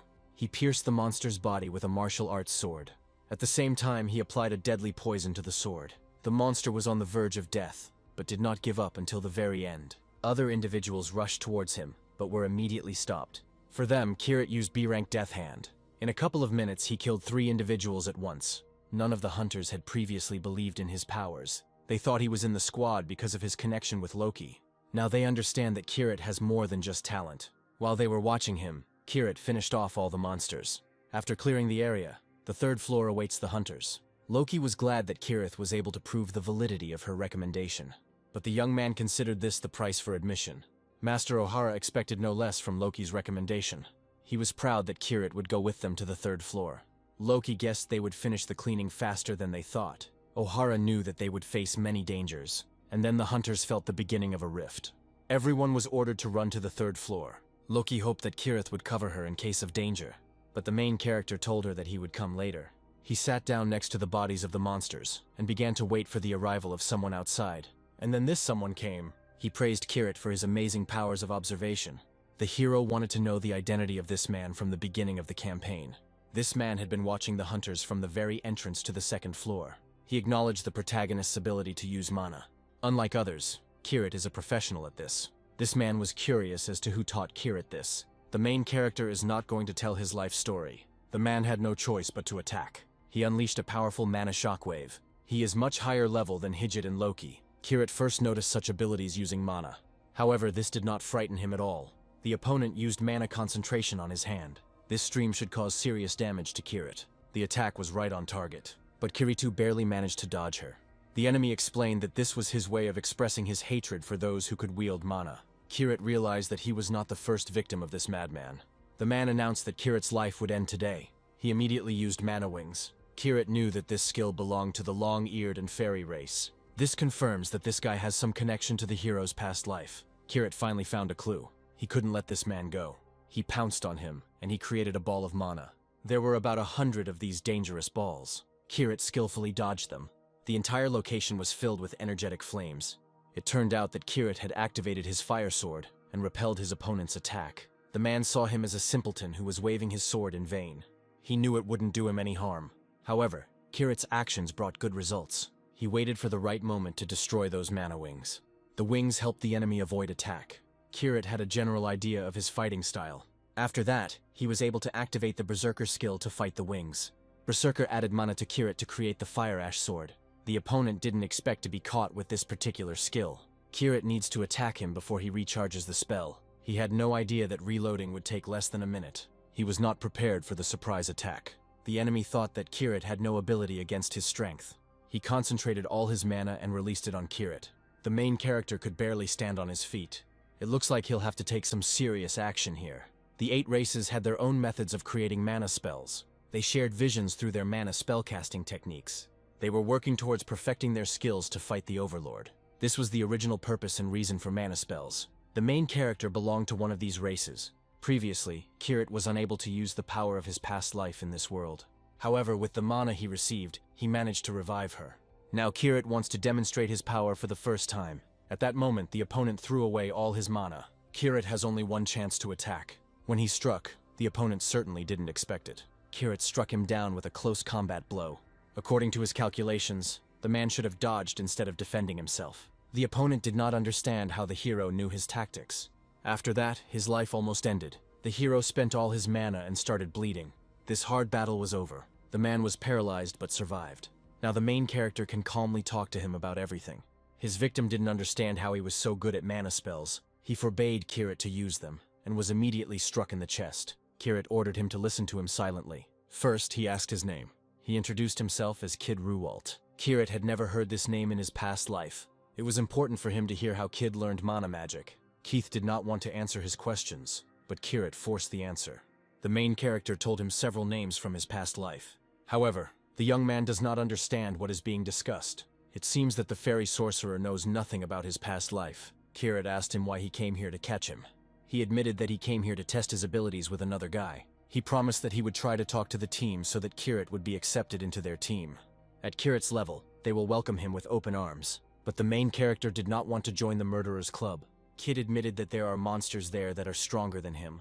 Kirit hinted that not long ago he was much stronger than his entire team. Kid started asking him more about it. Then he immediately got hit. He lost his head and died with 100 questions for Kirit. With this kill, the main character leveled up. Besides this, he acquired a new ability. The Executioner's first ability has reached X rank. The highest rank in the association was the rank of CCC. The system informed the hero that his first skill was already X rank. Perhaps this is related to his past life. Suddenly, the hero's thoughts were interrupted by a siren. Kashida waited for Kirit and reported that the siren had gone off on the first floor. Most likely, a new rift has occurred. Indeed, not far from the scene of the events, everything exploded and collapsed. Kashida reported that Loki Sora was located there. Kirit realized that it was the boss of the third floor who came out of the gap. After this, 100 monsters set out to attack the hunters. The hunters were ready to meet them without fear. Kirit left these monsters to Kashida and the Poison Guild. He himself went after the floor boss. Meanwhile, there was a high concentration of mana at the site of the rupture. The hunters didn't know how to stop this phenomenon. These monsters were comparable in complexity to a natural disaster.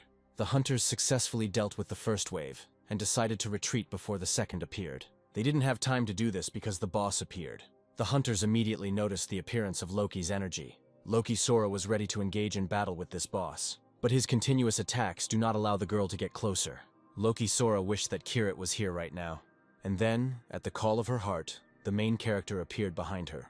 She was glad that he survived that expedition and returned to her. She reported that the core of the dungeon was inside this monster. The monster looked like a mountain that barely moved. The onslaught of his attacks does not allow the hunters to get any closer. Kiritu thought it would be an easy task. Apart from him, no one here can deal significant attacks. He simply decided to cut everything that could be cut. Loki Sora decided to pave the way for him to the core. At that very moment, the rock came to life and a mouth appeared. Energy balls flew out of this company. Loki activated the fire lightning at the end of the weapon. After that, she launched lightning bolts at all the flying balls. She managed to get rid of a dozen attacking balls at once. The floor boss has entered a cooldown phase. The distance between Loki and him was about 50 meters. This means that the girl can go into close combat. She ran up and launched an energy attack towards the boss. The boss's top immediately fell off. However, another entity appeared in its place. Loki immediately realized that the core was somewhere else. Kirit decided to deal with the whole problem on his own. Loki stayed behind him to support him. At this point, the hero has 180 mana points. This will be enough to attack the floor boss. Kirit used one of his abilities and struck.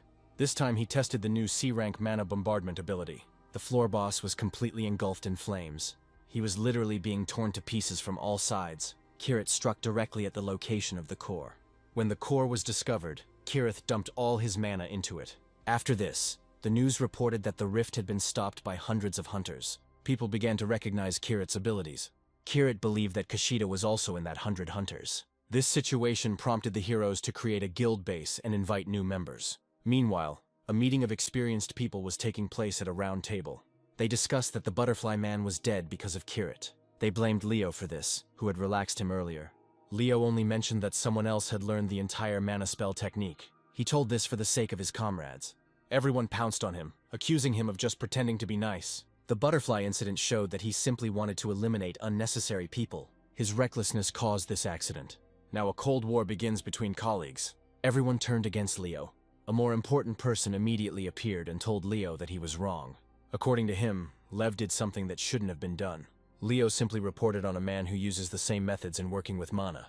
It was immediately concluded that these people would catch up with them due to their rapid development. Lev provoked one of his colleagues, and this resulted in the death of an important person. Because of this, everyone began to doubt the wisdom of his decisions. Leo explained that Butterfly went into battle with the mana-wielding man on his own. This fight proved that their target's abilities were equal to theirs. No one present thought that Kirit could become a threat to them. Lev explained that this person simply could not have the SSS level. Lev was given one last chance, and was given full responsibility for the matter with Kirit. The Queen's previously overwhelmed army had completely destroyed Aslan's continent. 8 races fought together, putting their lives on the line. However, they left behind only chips and cobblestones. The race of dead souls sacrificed their own bodies in the first war. In the next war, Reuben was the cause of a malfunction in a perpetual motion machine. The perpetual motion machine belonged to a race of ancient dragons who had gone mad. Later, 3 of the races betrayed each other and war broke out. The task for the hunters was to separate and meet. Kirit's first order of business was to get rid of the traitors among his own. The one who was once considered the god of the sword became a true executioner. None of the hunters have any idea who they are dealing with. To regain his powers from his past life, Kirith acquired Magnus. Magnus's tablet adds points to magic. After taking the pill, the hero feels an excess of mana throughout his body. Suddenly he received a very important message and was distracted from his training. He immediately arrived at Mary's place, where she was doing her exercises. Her allergy to mana passed, and the girl took up training. She wanted to become a hunter like Kirit as soon as possible. She showed him the most talked about news of the day. Everyone was discussing Kirit and his relationship with Loki Sora. During the joint raid, they demonstrated perfect teamwork. Mary thought that Kirit was dating Loki. The hero explained that these were the most common rumors. Then the idea of bringing Kirit and Loki together came into Mary's head. Kirit told her that he likes any girls who don't bring problems. Mary wanted to take action as soon as possible. Kirit arrived at Kara. He was interested in how that case ended. While investigating the Hijit case, Kara discovered something interesting. The talk was about a cancellation bracelet that can muffle all powers. This technology is ahead of all of Japan, which means that other countries were involved. Kara narrowed the suspect pool to 3 main foreign suspects. The first suspect was Professor Boris, who was always conducting experiments. The second was an Asian named Chen, who was involved in illegal business. Professor Steve was the third suspect, and he was only interested in his research. One of these people is definitely connected with the bracelet. This information was sent to Kare by Inamutu, and Kirit did not trust it. He suggested that the girl repay his old debt with this deed. He asked to contact him as soon as any results appeared. The next day, Kirit was angry that there were no suitable candidates for the guild. They and Kashida are looking for new people to join the guild. None of them wanted to be part of a guild that only had 2 people. There are far fewer people capable of using mana than Kirit thought. So far, only Kirith and Kashida have control over mana. When the interview was over, the hero saw another girl. Kirit informed her that the interview was over for today. The girl knew about this, and that's why she came to the end. Michelle introduced herself as a hunter from Global Management America. Kirit gently pushed her away, since she was not interesting to him. Michelle came here to recommend the Hunters Guild from her company. Kirit became interested in the topic of American hunters. Michelle later said the hunting world was slowly moving to a national level. People place high bets on the Kirit Guild, which proves the importance of the guild. Kirit knew that recruiting foreigners was illegal. He read the resume and saw an experienced C-rank healer. Michelle talked about Finn, who became a hunter after being cured of his mana allergy. There were many healers on the list who simply heard about the guild's needs. One of them mentioned an allergy to mana, which Mary also had. Kirit decided to arrange a meeting with Finn, but Michelle flatly refused him this. The thing is, Finn is already here. He arrived to the guildmaster in advance because he believed in his success. Kirit greeted the experienced Finn with joy. He was worried about why the young man suddenly decided to change guild. Finn explained to him that he had already outgrown that guild in terms of level. This is precisely why he wants to transfer to a more promising team. After this answer, Kirit immediately handed him the contract. He also noticed that Finn was feeling pain in his chest. The higher Finn's rank rises, the more intense the pain becomes. He visited many guilds, but still could not find a solution to the problem. But Kirit saw why the young man was suffering so much. Now Finn's mana is getting out of control. In desperation, Finn agreed to join the Reboot Guild. But Kirit hasn't accepted him into the team yet, as the interview process hasn't finished. He decided to move on to the practical part, so they went to the training hall. Michelle forbade Finn from taking the test in this state, but Finn had already activated the mana on his weapon. He explained to Michelle that Kiritani would definitely cure his sore chest. He was ready to sign the contract right now. Kirit allowed him to use weapons, but even with that, the fight would end quickly. Finn immediately rushed to the side, preparing to attack. His mana reserves allowed him to win this training battle. At the first blow, Kirit barely stayed on his feet. After that, he threw his sword on the floor. It was a diversionary maneuver. When Finn was distracted, Kirit suddenly grabbed him by the clothes. He threw it several meters away. Finn flew into the wall and took damage. Blood started coming out of his mouth. He had never heard of such an ability before. This blow gave him the ability of CC rank regeneration. Finn believed that he had hit the jackpot by joining the guild. He delivered another blow that sent Kirit flying. It looked like the boy was hunting a monster, not Kirit. Kirit struck back at him, but something stopped him. Finn used a mana barrier in time. Kirit noted that he has good reaction speed. However, the mana barrier makes the upper hull unstable. Kirit aimed at the weak point of Finn's ability. Finn wanted to create a new barrier as soon as possible. However, he didn't have time and Kirit's fist flew at him. Finn concentrated his mana and called upon the infection skill. By doing this, he stimulates the restoration of the body's covering in order to infect the hero. An abscess appeared on Kirit's hand. Finn asked Kirit to surrender as soon as possible. After all, this is a spreading tumor. The ability to infect a tumor is equal to the ability to diagnose and treat people. This was exactly the ability that Kirit had. Finn didn't expect his infection to disappear into thin air. After hitting Finn, Kirit praised him for his interesting ability. Finn realized that the hero could cure all his pain with that ability. Kirit acknowledged his thinking and strength. He immediately offered him to sign a contract. Michelle was bothered by the fact that the guild's contract did not hold it responsible for data leaks. In addition, the contract was signed for 10 years, but this did not bother Finn. He believed that helping Kiritani was worth these conditions. From that moment on, Kirit is considered a master for him. The protagonist has dropped the formalities and simply calls his subordinate Finn. All this time, Kushida thought it was a girl and showed her signs of attention. Finn immediately disliked him for this. Kashida's heart was broken. Today, Kirit was able to assemble a minimal team. At that time, there was a meeting at the Japan Hunters Association. Oda Makito announced that a new monster will appear in a week. He ordered his subordinates to gather all the guild masters.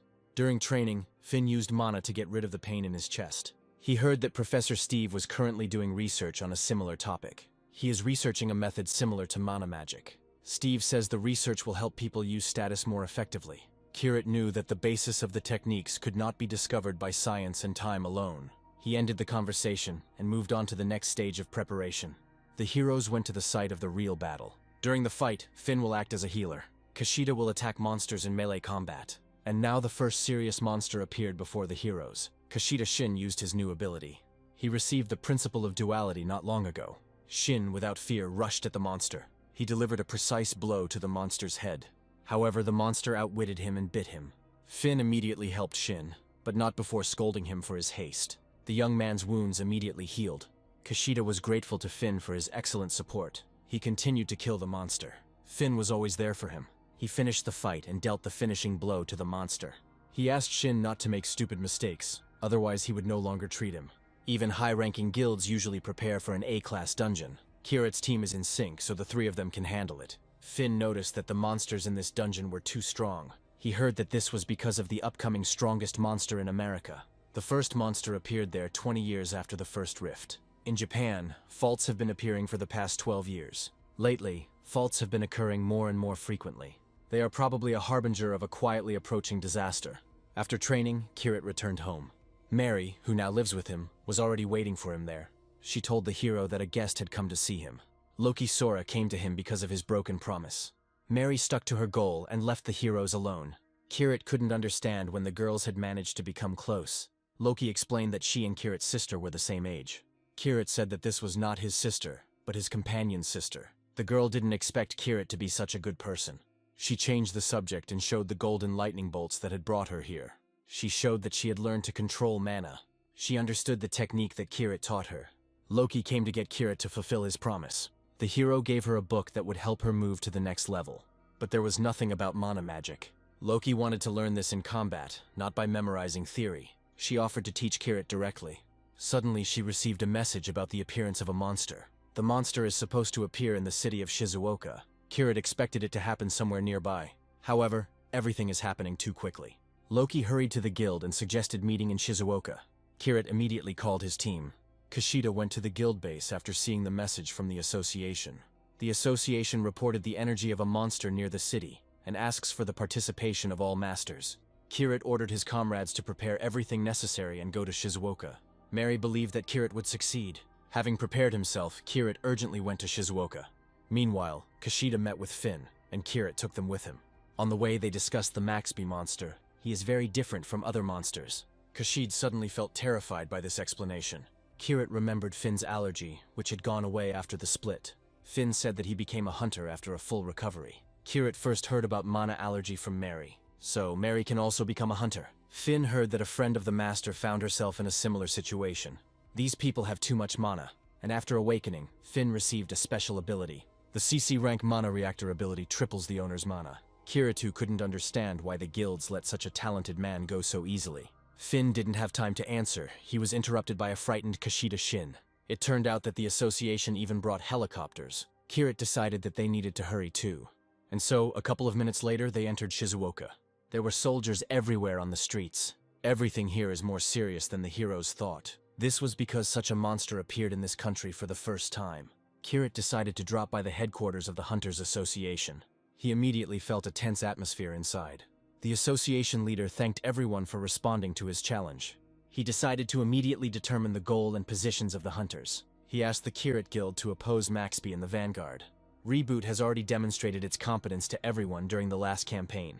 In addition, a C-class hunter recently joined the guild. No one present objected to this idea. The main character would not like to stand out with his strength. He promised to live up to the expectations placed on him. Soon, he and the guild went on a mission. Kushida wasn't sure if Kaido would show up here. They have been waiting for him for several days. More than a week has passed since the association published its forecast. The assistant explained to Kirito that there were no perfect methods of forecasting. It all looked like the heroes had been gathered together for no reason. But the association promised that Kaido would appear here within a week. She wouldn't have raised so many people because of a bad feeling. She clearly had confidence that he would attack, but it is not clear who warned them. It is also strange that a large number of hunters have gathered here in the city. Suddenly, Kushida reported that Kaido had appeared, but not here. The news reported that he burned down a street in Yokohama in a couple of minutes. He appeared there when all forces were concentrated in Shizuoka. The heroes need to hurry and finish him off.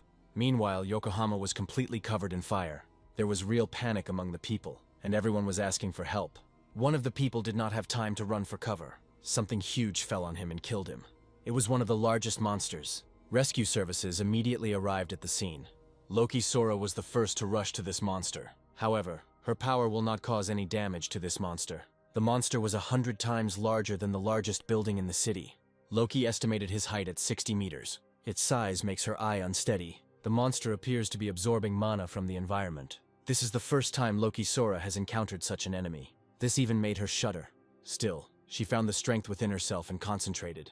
Kirito asked her to show her best attack. Immediately, the entire space was filled with golden lightning. This was Loki's best ability, Lightning Flash. In addition, the girl used Thunder Rain and Thunder God's Strike. This should definitely work in Loki's favor. Lightning and thunderstorms reached the giant. The monster suffered serious damage. However, he stayed on his feet and continued moving. Loki thought that a direct blow would definitely kill him. The monster regenerated, and there was not a single scratch on it. But then a flame suddenly appeared, which knocked over the monster. Loki didn't understand why exactly Kirith's attack worked. Perhaps her strength is not enough. This monster was truly enormous in size. Loki Sora wanted to deal with him alone. Ohara told everyone to spare no effort. They must stop Maxby by any means necessary. But the hunter's attacks did not bring any results. Everyone realized that the monster neutralizes any magic. And then Maxby suddenly pulled out his huge tail. The tail instantly destroyed all buildings and people. Those who attacked Maxby were thrown back into the distance. After this, the monster let out the most vile scream. The gravity shift was activated, and all the hunters flew upward. Loki was not at all embarrassed by this phenomenon. Seeing her activity, Maxby went into another phase. He lowered the gravity level and knocked Loki over. He deliberately lifted the hunters up in order to then hit them on the ground. Loki didn't understand where the monster got so many abilities from. She approached Maxby so that, in the event of an attack, only she would be harmed. The monster was not averse to dealing with this minor nuisance. Loki took all his attacks with pride, and so the monster's magic and Loki's mana became intertwined.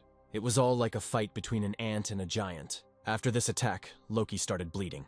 The monster immediately released its bonds. Loki didn't expect that Maxby had this weapon in stock. The monster trembled and let out a vile scream. The sound made Loki bleed from every orifice.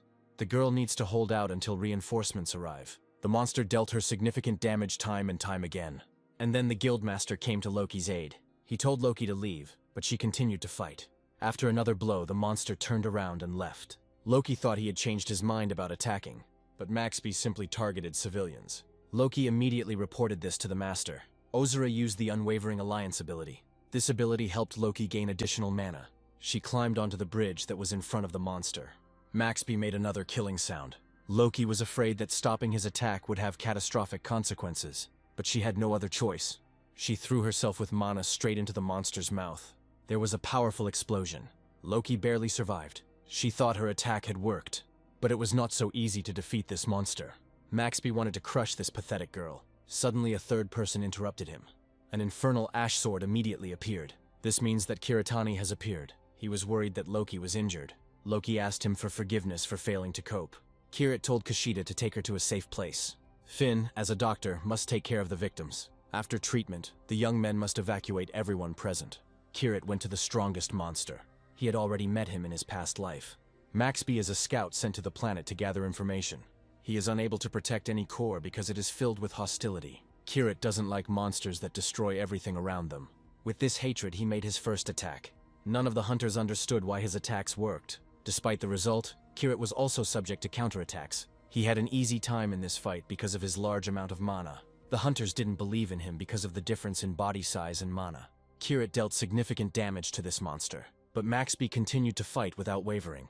But Kirit was in no hurry. Soon the monster was completely covered in flames from Kirit's sword. Maxby wanted to catch the hero, but Kirit's speed did not allow him to do so. The young man decided to put an end to this, and grabbed his sword. After a few hits, he received an increase in the ability level. The monster threw him almost a kilometer. With his ability enhanced, Kirit launched an extreme attack. It fell upon Maxby in a huge cloud of flame. The monster tried to grab him on the fly. However, Kirit cut it down. Everyone realized that victory would be on their side. At the same time, the hero was able to cut off the monster's leg. The hunters couldn't believe their eyes. The monster loses to a single opponent. At the end of the fight, Maxby used an attack that defeated Loki. This attack could have turned the entire city into ruins. Kirit was ready to take the full brunt, and so the monster entered its extreme phase and released all its mana.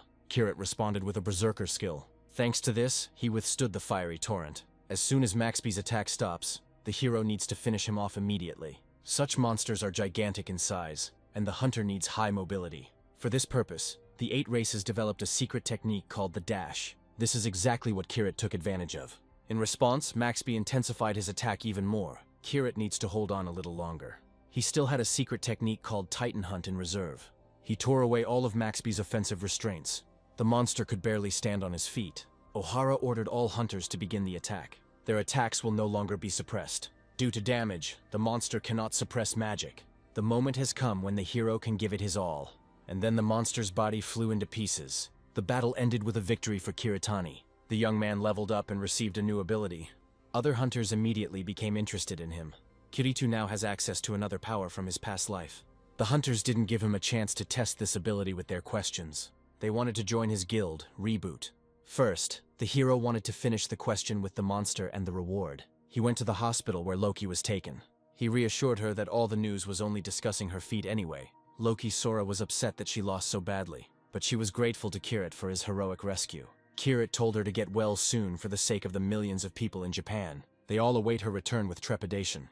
Loki never thought that Kirit would give her the support she needed. She asked him to stay with her for a while. However, Kirit refused because he was in a hurry to attend the funeral ceremony. In the news, besides Loki, everyone was proud of the Kirit Guild. Kushida wanted to brag about this to Kiritou, but he was in a bad mood. The main character wanted to test the new ability as soon as possible. In the characteristics, he noticed the appearance of the line spirituality. This is a source of power that existed in the hero's past world. This is an indicator of someone's soul. The problem is that it cannot be increased using bonus points.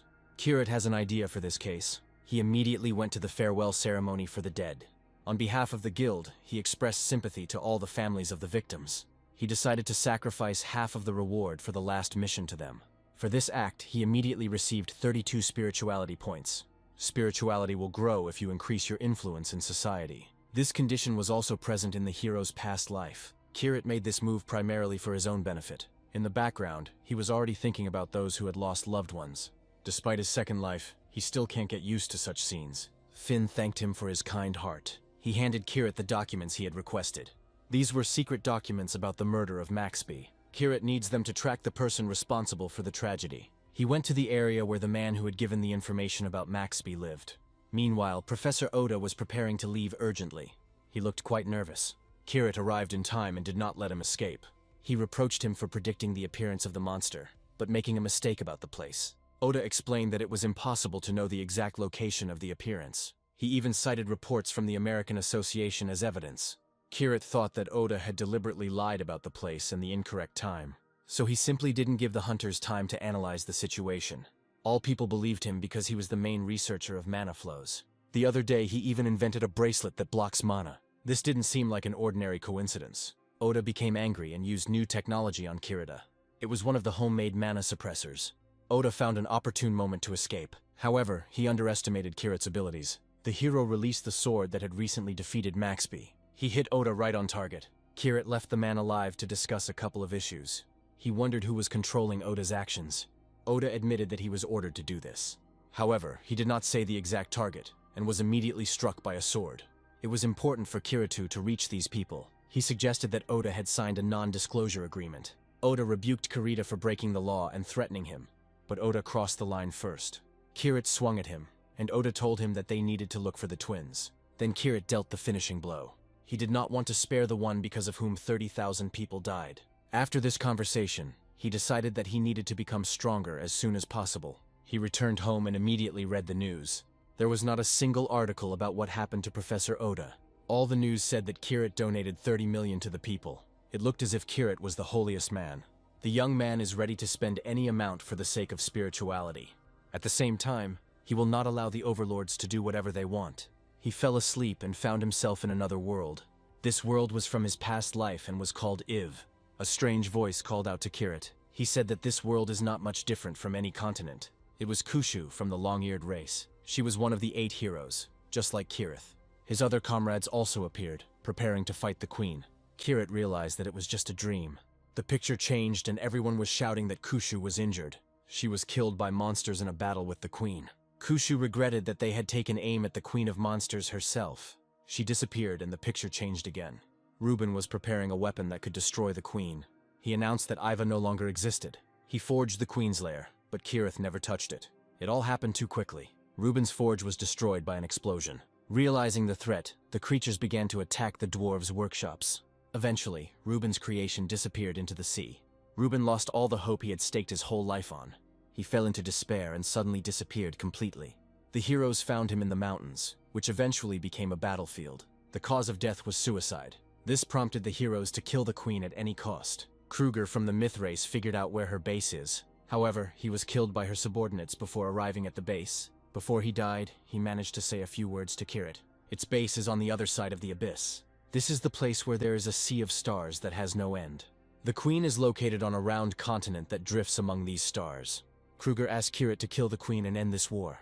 Kirit had this dream because he was fighting Overlord Maxby. Only in this life did he understand the meaning of Kruger's words. Kruger talked about space, and space kaiju called overlords. Now that Kirit has realized everything, he needs to start preparing. He went to Izumi's workshop. Izumi was surprised by his arrival. Kirit brought with him the carcass of the slain Maxby. Izumi couldn't afford to buy this monster. Earlier, he asked Kirit to bring him everything that could be made into a weapon. The hero was ready to give Izumi half. The old man was clearly interested in this deal. Kirit wanted to obtain equipment for his guild from the monster's body. Izumi had no choice but to agree. Kirit left and thought about Maxby's appearance. Its appearance means that there is a possibility of attack by other overlords. In the world where the heroes lost, they didn't even have time to make a plan. But this time everything will be different. Kirit returned home where Mary was waiting for him. The girl was seriously excited. She felt that something was wrong with her hands. Mana emanated from her hands, so she woke up, just like Finn. Everything was similar to his story. After talking with Finn, Kirit expected the same from Mary. However, Mary had too much crazy mana. The hero thought that she had awakened. Mary was happy that she could become a hunter. Kirit asked her to open the characteristics window. Mary didn't yet know that this was available to her. Mary tried to open the characteristics window several times, but all her attempts were in vain. She realized that she had dreamed about a career too early. Kirit asked her to concentrate on her breathing. During meditation, the girl developed a high concentration of mana. For the first time in his life, Kirit sees such talent. In his past life, he observed something similar in Kushu. It looks like Mary was able to wake up after all. She didn't understand what was happening to her body. Kirit explained to her that she was now different from ordinary people. If he had met her in a past life, there would have been 9 heroes, not 8. Suddenly, Kara called him. She reported that she had received new information about Inamoto Gaku. An hour later, they met the hero at the Hunter's Memorial.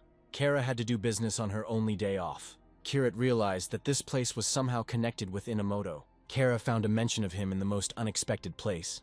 This place turned out to be the lists of missing hunters. Here are the names of all the hunters who stopped Japan's first schism disaster. One of the names was familiar to the hero. It was the name of Kishida Mamoru, that is, Shin's grandfather. Among these names is the name of Inamoto, who went missing 12 years ago. Kara revealed that his ability was mana bombardment. Kirit told her in more detail about this ability, which he was already familiar with. He did not reveal that this person was the butterfly he killed. Kara immediately realized that Kirit was involved in his murder. The young man said that Inamoto was the first to attack him deliberately. Kara blamed Kirit for killing an innocent man. The protagonist explained that he punished someone whom the law could not punish. Kara was angry that this was done without her knowledge. Kirit decided to end this conversation and look at the exhibition. During the exhibition, he saw an exhibit of a powerful explosion in the center of the fault. The explosion occurred after Kishida Mamoru's ability went out of control. Kara picked up a notebook from the exhibit and read the lines of the poem. These words about a beam illuminating the path were familiar to Kirit.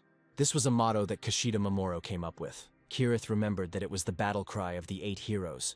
It is also a secret ability of the mana of ancient dragons, that is, Rachel's, like Shin. That explosion must be a side effect of the perpetual motion machine. Kara had the feeling that Kirit had lived several lives. After this meeting, the hero went to the guild. There he conducted another training session with Kishida. Shin was exhausted, but Kirit ordered him to continue again and again. Kishida didn't understand why the teacher suddenly became so strict. Kirit just wanted Shin to remember Ratiel's skills from his childhood. Ratiel was originally created to strengthen the body to the limit. Since Shin learned this, the body should remember everything. Kirit announced to Shin that he would now force his body to remember the past. Kishida didn't understand why this training was taking place today. Suddenly Finn came to them and wanted to join the classes. Kirit allowed him and ordered him to treat Kishida when necessary. Finn announced that he could heal Kishida from her more battered state. Kirit too was interested in bringing back the memory of his venerable teacher's heir. Kishida Mamoru was his teacher in his past life. Suddenly Captain Tamura came to training. He had a serious conversation with the hero. He took him to his office and told him about the MCC Symposium. This is an international symposium dedicated to the latest technologies related to mana. Tamura wanted Kirit to take part in it. Kirit realized that Professor Steve would be coming to this symposium. Tamura said that Steve is one of the founders of the symposium, and therefore participates every time. In addition, Professor Boris and Professor Chan will participate. This means that all 3 of those who were suspects in the Maxby case will gather. Tamura wanted to arrange a separate meeting for Kirit with these scientists, but Kirit refused. As a result, the main character agreed to take part in this symposium. He wanted to meet the mana suppressor Mana who leaked the information to Oda.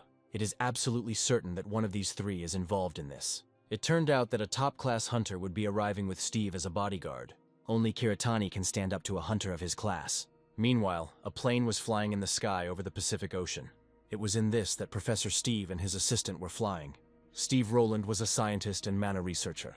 Karina is his bodyguard and is ranked 2nd in the world among hunters. Judging by their conversation, the girl was not very friendly towards her master. She accused him of various seductions of his subordinates. She threatened him in every possible way, releasing several streams of mana. She volunteered to be his bodyguard and now regrets it. The old man reproached her that because of her rudeness, she would never be happy. Meanwhile, during the conversation, Karina was watching a video with Kirit. She asked Steve what this halo hunter had above his head.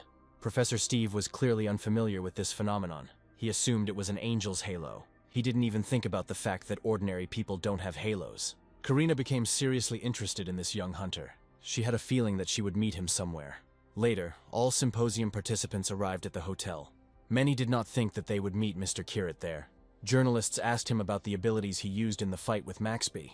Many of them invited him to visit their neighboring countries. Kirit answered their questions reluctantly, and soon got rid of several of them. In the crowd of journalists, he saw Captain Tomor. The captain ordered the journalists not to disturb this distinguished guest. He felt that he simply had to make Kirit comfortable since he had invited him here. Soon, the most important people began to arrive. These people did not look like the heads of several companies. Despite this, they aroused great interest in Kirit. One of the professors walked past Kirit and didn't suspect anything. The young man smelled something dead on him. He decided that from now on, he needed to keep an eye on this old man. The journalists did not understand why Kirit followed the professor. The main character was interested in what kind of professor this was. Captain Tamura explained to him that it was Professor Steve. Steve arrived at this meeting with his assistant. It was she who interested the main character. Tamura proudly explained that this was the same SSS-class hunter from America. She confronted the Scourge of the Schism 40 times and destroyed 2 monsters. Karina is ranked 2nd in the world due to her long-range attacks. From the mana concentration, Kirit realized that it was high even for an SSS-class hunter. He assumed that she was exactly the same as Shin. If they were to collide together, Kirit would definitely not be able to handle her. In any case, he cannot leave her without attention. He decided that he would watch the suspects and Karina all evening. And then Professor Chen's speech was announced. The topic of Chen's report was the use of mana to create next-generation weapons. Suddenly, Tamura noticed that Karina had been looking at Kirita for a long time. The girl realized that this was the hunter from the video. Tamura asked Kirita to behave better, so as not to embarrass himself in front of his younger sister. Kirit didn't expect that Karina would turn out to be Tamura's sister. Tamura explained that he was talking about Loki Sora, the best huntress in Japan. The hero said that he and Loki cannot live without each other, and it is something like a symbiosis. Tamura confirmed the suspicions that his sister and Kirita's relationship was too close. He asked Kirith to keep an eye on Loki during the battles. Suddenly, among the crowd of guests, Kirit saw twins. They were too young and wore hunters' costumes. The main character remembered that he needed to find the twins. They are the ones connected with Oda and this strange story. None of the guests pay attention to them, despite their strong mana. Kirit immediately rushed after them. Karina noticed his strange behavior. The suspected professors also noticed this. Kirit ran after them through several corridors. The twins quickly walked away from him through the emergency exit door. Luckily, the doors were unlocked, and Kirit stepped out onto the landing. Karina came out to him, concerned about his behavior. She thought he ran as if he sensed a monster. Kirit admitted that he simply imagined it because of the fuss over the problems. Karina suggested that she would take care of his problems herself. She admitted that she didn't come here just to guard the old man. She is interested in a dangerous organization that was being monitored by the CIA. She told about Aziz Malik, who is the leader of Mutlaq. This is a man who became a king by subjugating a country with the help of his ability. His ability allows him to control those he has killed. His personal army grows after every battle. This is how the terrorist organization Mutlaq emerged. They began to act just when Kirit was looking for the leader of all the masks. The dates of their activity and the symposium coincide, which means that one of the professors is involved. The twins that appeared during the presentation are also a clue. Professor Chan is speaking now, so it definitely isn't him. When the twins were born, Professor Steve was with Karina, so there is only one suspect left. At that moment, Professor Boris approached Kirit. He was concerned about the protagonist's behavior. At the same moment, a powerful explosion occurred in the room. Kurt felt awkward because he had taken so long to figure out what to do about Boris. Luckily, both he and Tamura survived the explosion. Inexperienced Tamura didn't understand what was happening. Kirit told him to sit quietly because it was dangerous here. Tamura looked around and realized that they were inside a dungeon. To be more precise, it is not a dungeon, but a cleverly made Eve. Kirit is already prepared for Professor Boris's further actions. With the help of special vision, he saw that monsters were approaching them. Tamura also heard terrifying sounds, and then about 100 zombies approached them. Kirit decided to think about the situation after he dealt with them. Professor Chan did not understand what kind of creatures these were. It was clear to everyone that these were living dead who appeared out of nowhere. Kirit realized that this was exactly what Karina was talking about. This is Aza's ability, which is called necromancy. The hero decided to deal with the dead, and ordered the captain to protect the civilians. Immediately, one of the zombies rushed at him. Thanks to his strengthened body, the hero repelled this attack. He smashed the mutant's head with Death's hand. A large crowd of strong zombies immediately rushed towards him. For them, Kirit had a red-hot sword of fire in reserve. With this sword, he killed more than 5 individuals in a second. Everyone was proud to have a SSS-class hunter by their side. According to Tamura, this hunter is too strong for this class. Even his sister is not on the same level as this young man. Unexpectedly, because of a couple of dead people, Kirit raised his level. He remembered that killing heretics gave much more experience than usual. Aziz, who controls the undead, is a heretic. This means that all his subordinates automatically receive this status. This situation was an unexpected bonus for Kirit. The protagonist asked those present to go to a safe place with Tamura. He trusted Captain Tamura with the lives of these people. He himself hastened to kill the remaining living dead. There were too many zombies this time. Kirit activated 271 mana points. Activation gave his ability a new property. Now the young man can throw fire mana like a shuriken. This made it possible to destroy all opponents even faster. Suddenly the hero heard someone calling for help. He immediately cleared a path for himself to check on the victim. It was Professor Chan, who was shaking with fear. He begged Kirith to lead him to safety. He promised the main character that he would not remain in debt to him. However, Kirit told him to join Tamura and the other gentlemen. A frightened Professor Chan wanted to stay with the SSS-class hunter.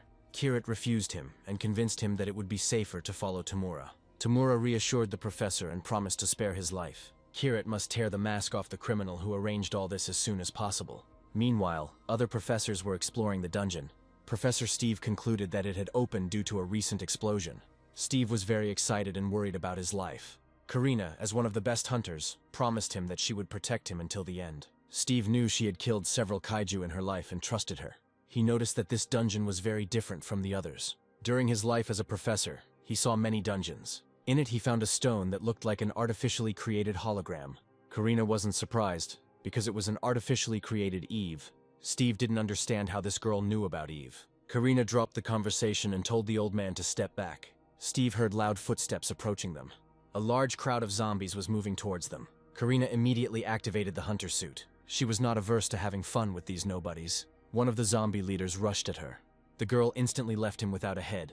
She made several holes in the mutant's body. She seemed to be an excellent marksman. This was her favorite SSS class ability. Old man Steve was unhappy that the girl wasn't using any mana at all. According to him, all current hunters of such a high level use mana. But the girl also handled pistols very well. She killed zombies crowd after crowd. Her shots were heard in different directions. And then some high-level zombies snuck up on her. Karina immediately threw away her small pistols. She had a machine gun in reserve for this occasion. She opened fire with a burst and killed the zombie. In just half a minute, she managed to kill about 200 individuals. This task was not at all difficult for her. After these zombies, the dungeon boss came out to attack her. This is the first time Karina has encountered a monster of this size since Maxby. The monster emitted several types of mana and seemed invincible. Suddenly, the best hunter noticed that there were no bullets in her revolver. She thought she had forgotten to charge it the day before. The monster was creeping closer and closer to her. The overconfident giant made his first attack. However, something suddenly pushed him back. While searching for ammunition, Karina managed to create a protective barrier. Her powerful attacks and impenetrable defense amazed Professor Steve.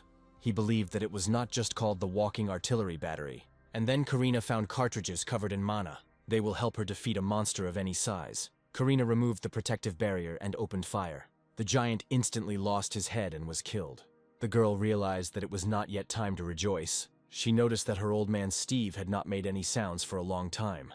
She turned around and saw that Steve was being held hostage by some monster. He demanded that Karina lower the weapon, but was immediately shot in the forehead. Karina realized that this man was on the same team as Aziz. Steve was worried that Karina might shoot him too. The deceased's tattoo indicates that he is a member of Mutlaq. Apparently, these people wanted to eliminate all the scientists at the symposium. Steve wanted Karina to save all the other scientists. Karina refused, stating that her mission was to protect the professor. Steve refused protection and asked to rescue his fellow researchers. The girl was glad that she could fight again without worrying about the old man.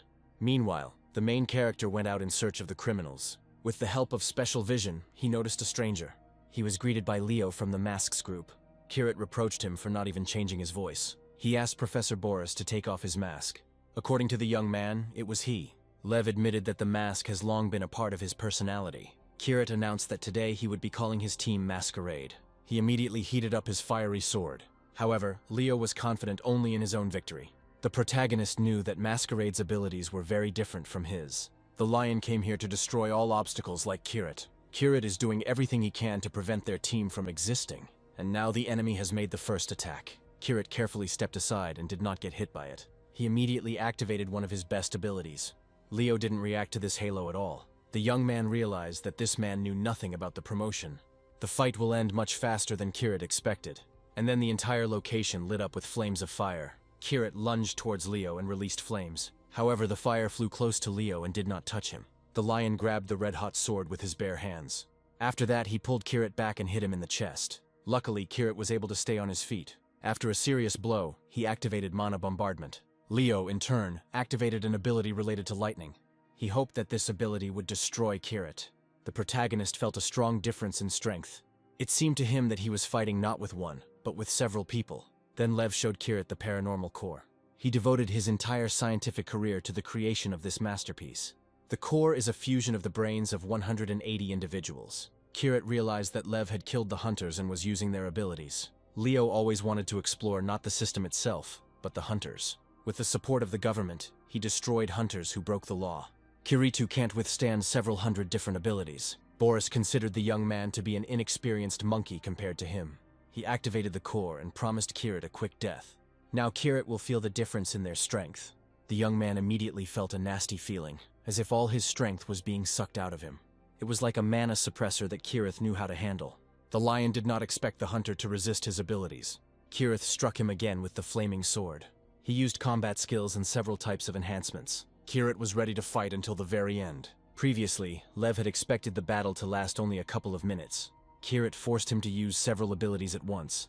On top of all this, Leo activated several defensive abilities. He understands that the enemy is not so weak. For this fight, Kirith prepared Death's Hand, Poison, and Mana Bombardment, and so the best abilities of the enemies were intertwined into one whole. A powerful explosion occurred in the location.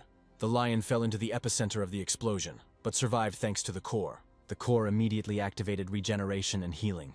Leo has several dozen types of restorative abilities. The protagonist intended to beat him so badly that there would be nothing left to repair. Meanwhile, Karina finished with the various zombies.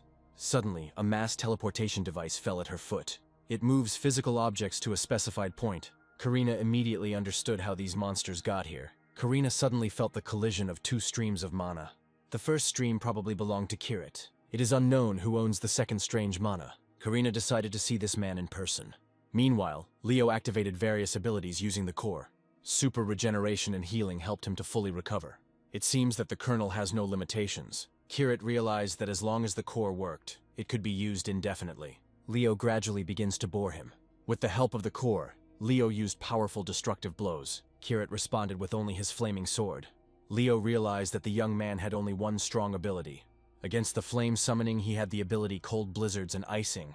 It started snowing right there in the location.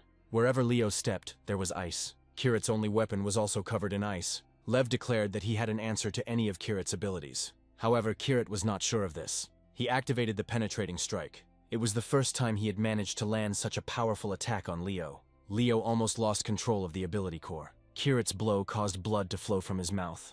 He had no answer for this hero's ability. It was an ability that the core could not take into account. The lion was healed and regenerated again. The battle between fire and ice continued in the location. Kirith did not give in to this experienced opponent. When Kirith refused to give up, Lev summoned his mana abilities. He believed that mana should be the final ability of this battle. But he was wrong, because he continued to use the core for a long time. Having summoned 100 abilities, the core exceeded the maximum threshold. Kirith decided that this was his only chance for a powerful attack. He activated the secret dash technique. It was with his help that he rushed forward and struck Leo. This did not bring any results to Kirith. Then he remembered the existence of spirituality. He wasted a third of his points on this ridiculous opponent. He would never have thought that Kirith had spirituality. With just one blow, the protagonist defeated Leo. At the same time, he increased his level several times. He gained the ability to quickly calculate and perform multiple calculations. An explosion occurred right there in the location. Kirith realized that the battle was not over yet, but suddenly he saw that it was Karina's doing. Karina demanded an explanation about their spirituality ability. She wondered where Kirith got it from. She hit the hero several times and asked who he was. Instead of answering, Kirith dealt her a powerful blow of fire. He began to suspect that Karina was Professor Boris's girlfriend. He was ready to reveal the secret if she could prove that she was not Boris's girlfriend. Karina clearly didn't like Kirith's insolence. She loaded the pistol and opened fire. Kirith barely managed to dodge the bullets. He activated one of his abilities and rushed at Karina. Karina couldn't believe she was going to see this with her own eyes. She barely managed to create a protective barrier against Kirith's attack. Its barrier protects against any kind of penetration. After Kirith calmed down, Karina opened fire again. Kirith caught all the bullets with his sword. His firepower and defense absorbed the girl's entire attack. Karina had to change the revolver and open fire again. The entire location was filled with small explosions and debris. The girl thought that the main character had died. She was sorry that she never found out who he was, but suddenly she felt that Kirith was still alive. His sword fell sharply at her feet. She realized that he was using it as bait. Kirith didn't need the sword because he had activated the promotion. Karina immediately recognized this ability. She had no idea that Kirith was something that all top hunters had. She thought Kirith was just showing off. She understood about the promotion, and Kirith understood that she was not in the masquerade. He announced that this was his way of attracting people from his past world. The girl said that there are also poisonous hornets here. One hunter from her world had already been killed by these creatures. Kirith announced that it was about Kushida Mamoru. Both heroes realized that they were not each other's enemies. Karina didn't want to finish and announced that she had created this Eve. Kirith didn't understand how anyone knew about Eve's existence. The girl again pounced on him with questions about promotion and spirituality. Kirith whispered Kushu's name to her. The girl fell silent and lowered the gun. Kirith continued that Kushu created the promotion and used it in battle. Karina didn't believe that this man was pretending to be one of the 8 heroes. Even then, Kirit realized that in front of him was the same girl from the past. It also dawned on Karina that this man was one of them. He certainly doesn't look like Kruger or Tiger. After all the calculations, Karina realized that this was the past Arden. In the main character's past life, his name was indeed Arden. Kirit said that Kushu always slept to his lullabies. After he sang one of them, the girl threw away the weapon. Karina threw herself into his arms with particular warmth. Kirit thought he had lost everything. He lost his homeland and friends in that dying world, and he had nothing left. He is happy that he was wrong, because now one of his dearest people is next to him. All of Kirita's thoughts returned to the past, where there was a war. Only one girl survived from his team. She told him Arden to be strong. She wanted him to be the winner of this battle. It was Elena who was with him until the end. The picture changed and Kirit saw that Elena had given up. She asked the main character to survive, and she took on all the monsters. A couple of minutes later, the main character fell into the abyss. He was upset that he was never able to survive. Everything he ever tried to protect ended up destroyed. Before him lies the end that he simply has to accept. But suddenly an energy sword fell next to him. It was the once missing queen's killer. The hero realized that this was help from the deceased Elena. However, he had no reason to continue living in this world. There was no one left in this world that he cared about. Apparently, death will be his salvation. For several more days, he continued to fight the monsters. He was not afraid to engage in battle with them, because he was ready to die. He was driven by only one desire. He does all this for one single purpose. He wanted to destroy the head of the Overlord invasion group. We were talking about that very queen. It seemed like the queen of the monsters was invincible. The hero fought with her with the last of his strength. The queen didn't give him any chance to win. And now Arden delivered his most powerful blow. He was able to pierce the queen's chest. Arden realized that he would still defeat her in the name of his friends. It was some kind of vague memory from Kirit's past life. Kirit told Karina about him, and she rushed to hug him. She was glad that he finally returned to this world with her. They had a romantic relationship in the past. Suddenly, Steve came to them and interrupted the conversation. Kirit called him to show him something interesting. He showed him what was left after the battle with the criminal. It was a paranormal core that was created by Professor Boris. Kirit was ready to give it to Steve for any high price. He was simply interested in obtaining the technology to create a paranormal core. He gave Steve the core without receiving a penny in return. He asked that this conversation and the situation remain secret. The joyful old man rushed home to conduct research on the core. Karina needed to follow him, and Kiri suggested that they meet later. They exchanged numbers and said goodbye. In the end, things aren't all that bad for Kirit in this world. He did not lose everyone and met the dearest person from the past. A little later, the action takes place on a ship near the coastal defense line. An emergency situation arose on board. The sailors noticed that a large amount of energy was coming from the depths. Presumably, the rift gates opened, and then a powerful stream of water burst forth straight from the depths. The ship's captain raised the alarm along the entire coastline and called in hunters. He didn't believe that a rift had suddenly appeared in the middle of the ocean. He didn't even imagine that he was in the depths of the ocean. Meanwhile, Kirith returned to Lokasora. The girl sniffed him suspiciously and asked where he had been. After the terrorist attack at the symposium, she was worried about his life. Kirit quipped and replied that he appreciated her concern. Loki had already heard rumors that Kirit was dating Karina. Local news has been reporting about this for several days now. Their conversation was interrupted by Mary's appearance. Kirit asked her not to barge into his room and not to interfere in the conversation. Mary announced that she had finally managed to wake up. This morning she gained 5 abilities at once. Mary has already applied for the Hunter's entry exam. She wanted to join the Kirit Guild. Kirit refused her, but Mary saw no reason for this. The hero believed that even with the new powers, the guild was beyond Mary's capabilities. Suddenly, Loki Sora interrupted the conversation between Kirit and Mary. She was informed that a rift had opened in the middle of the ocean in Osaka. All hunters were urgently summoned to Osaka. Mary appealed to Kirit's pity by remembering her dead brother. She believed that Ren, if he hadn't died, would have been in the Kirit Guild a long time ago. The main character promised to take her into the guild if she was the best on the exam. Mary had no doubts about her abilities. Meanwhile, incredible events were taking place at the port in Osaka. The emerging rift filled the sailors with wild terror. Many ships stopped due to the threat. The protagonist's guild arrived to help the Bane Guild. He was told that a water tornado was moving monsters from the bottom to the surface. Time goes by and there are more and more monsters. Kirit asked to take his team to where the other guild was located. The Bane Guild is at the center of events, and there is no way to help them. Kirit ordered his subordinates to join this guild. He said that he himself, together with Loki Sora, would go to deal with the monsters. Loki had a lightning ability that was very effective against water creatures. There was complete chaos on the Bane Guild ship. The hunters waited for reinforcements from the shore, and then Kushida Shin came to their aid. They shouted at him to be as careful as possible. Kushida turned around and saw 100 monsters reaching out to him. He immediately used the ability of the steel body. He covered his body with armor that could not be pierced by tentacles. In just a minute, he destroyed all the monsters. All this time, Finn was supporting him. After this, the young man used mass healing and healed the hunters. The Bane Guild did not believe that this young man was capable of healing wounds en masse. This new power, although small, inspired all the hunters. And yet the rumors were true. Every member of this guild is worse than any monster. The heroes shocked everyone with their skills. Another batch of monsters flew out of the ocean towards them. Kushida is confident that this fight will not last long, and all because brother Kirith is about to join them. Meanwhile, Kirith took Loki onto his shoulders. Together they carefully moved to the very epicenter. It all looked like jumping over the heads of monsters. At the right moment, Kirith launched Loki forward. The girl needs to stretch the mana like a thread, then twist and squeeze it. And at the very end, she needs to pierce the monster with mana. This is how the girl managed to stop a tornado of enormous power. The strength of the SS rank hunters surprises everyone present. Loki alone was able to defeat a tornado that even the guilds couldn't take on. The monsters stopped moving from the depths.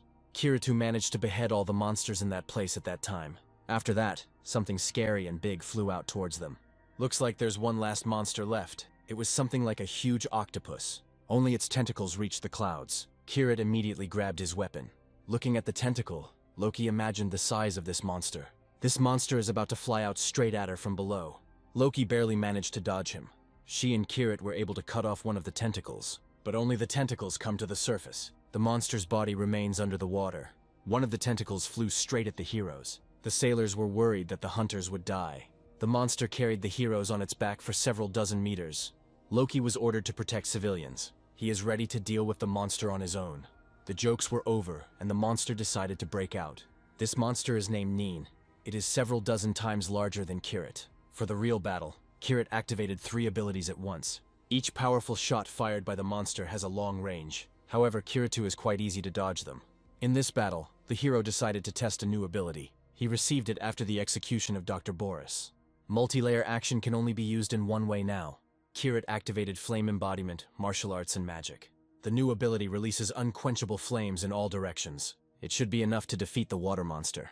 And so Kirith made the first attack with this ability. The main flame passed only tangentially to the monster's body. Kirith realized that he hadn't put enough mana into the attack. He saw that the octopus wanted to escape during the pause. However, the monster was heading towards the coastline. The hunters must stop him at all costs. The octopus approached the shore and opened its toothy mouth. A poisonous sphere flew out of his mouth. It burst and infected the entire space. It was like the acidic saliva of a monster. The hunters immediately felt ill. They had hope when they saw Kirith. The protagonist reported to them that they should leave the shore immediately. At that moment, the octopus jumped and created waves. Tears appeared in the eyes of all the hunters. People realized that they were going to die now. The monster created powerful waves. These waves threatened the safety of the entire city. To save him, Kirith used a secret technique. He called this technique Sea Split. The hunters hoped that this would help them escape. A minute later, the ocean wave was stopped. The rescued hunters were grateful to Kirith for his help. The hero told them to go to a safe place. He himself activated the fire sword and continued to fight the monster. He used the one-step technique. There were about 100 threads of mana around him. Kirith cut through several of the monster's tentacles at once. The subsequent blow killed the octopus. The hunters admired the strength of the protagonist. Kirith cut the monster into 2 parts. Loki Sora was worried about his condition all this time. The hero did not show that he was seriously injured.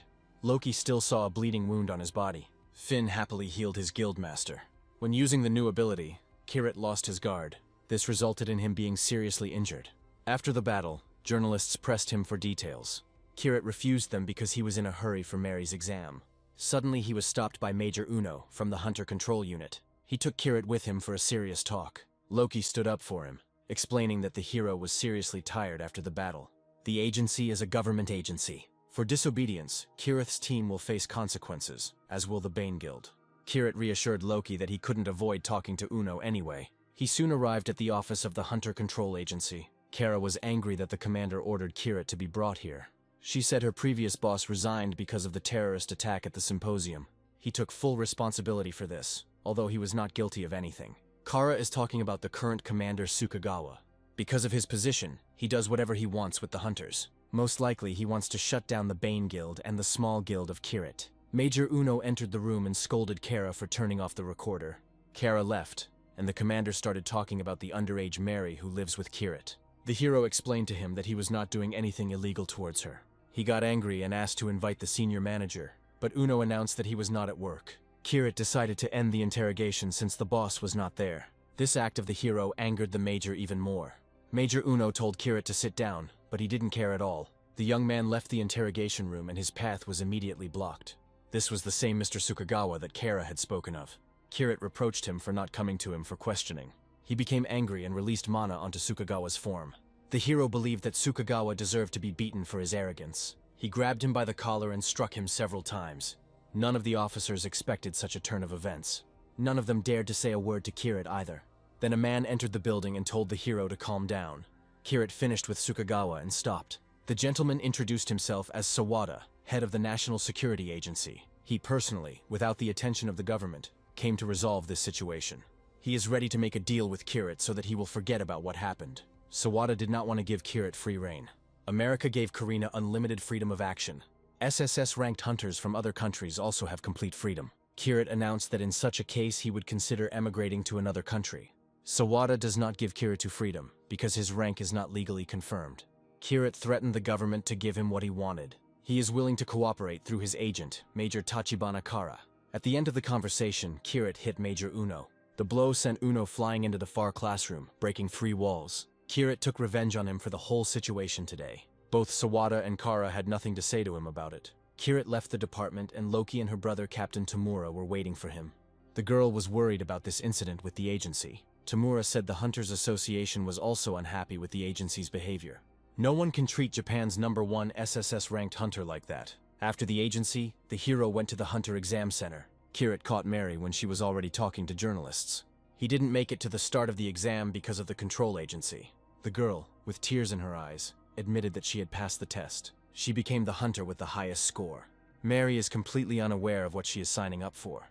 Kirit kept his word and took her into his guild. From this day on, his guild has 4 members. Meanwhile, Karina held a meeting of her teammates. She announced that the topic for discussion was Kiritani Sour. However, many team members did not want to talk about it. Karina said that he would soon become one of them. All the hunters suddenly became silent at this news. Kirit did not impress South Korea's Kim Yuna at all. Ivanov from Russia would not have called Kirit the best hunter so hastily. Moden Jeff and the English royal family doubt the hero's rank. Chinese woman Chen Bai simply succumbed to the herd's indignation. Karina didn't like that they were belittling the one who was the best hero in that life. She invited the hunters to meet him in person. She believed that they couldn't even stand next to someone like him. The next day, Mary arrived at her first guild. Finn and Kashida happily accepted her into their team. Finn treated her like a little sister. Kashida immediately began to show her signs of attention. Finn calmed him down and began to threaten Kirit, who introduced himself as her half-brother. Kirit himself was away on important business, so he missed Mary's arrival. Meanwhile, Kirit, in the company of Kara, dealt with the criminals. The girl reproached him for going too far after receiving complete freedom. Kirit knew that Kara would not mind if he got rid of such trash. One of the criminals announced that serious people were behind him. At that moment, he immediately rushed at Kirit with his fists. The hero carefully stepped aside and missed the blow.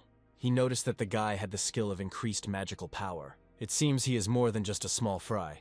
The man announced that he was not going to fight and would simply run away from there. He activated the acceleration skill, and Kirit immediately interrupted him. He abruptly pushed the man to the floor and began threatening to kill him. The victim reported that Kirit would not get away with it. There are really serious people behind him.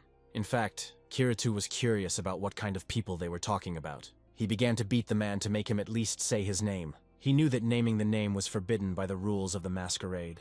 This person is either part of this gang or part of a human trafficking organization.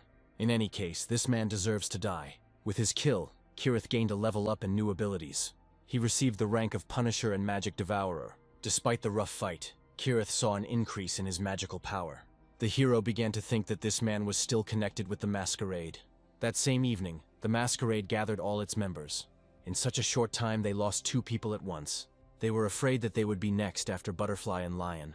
The leader announced that the 2 empty seats would be occupied by twins. He believes that they deserve it based on their abilities.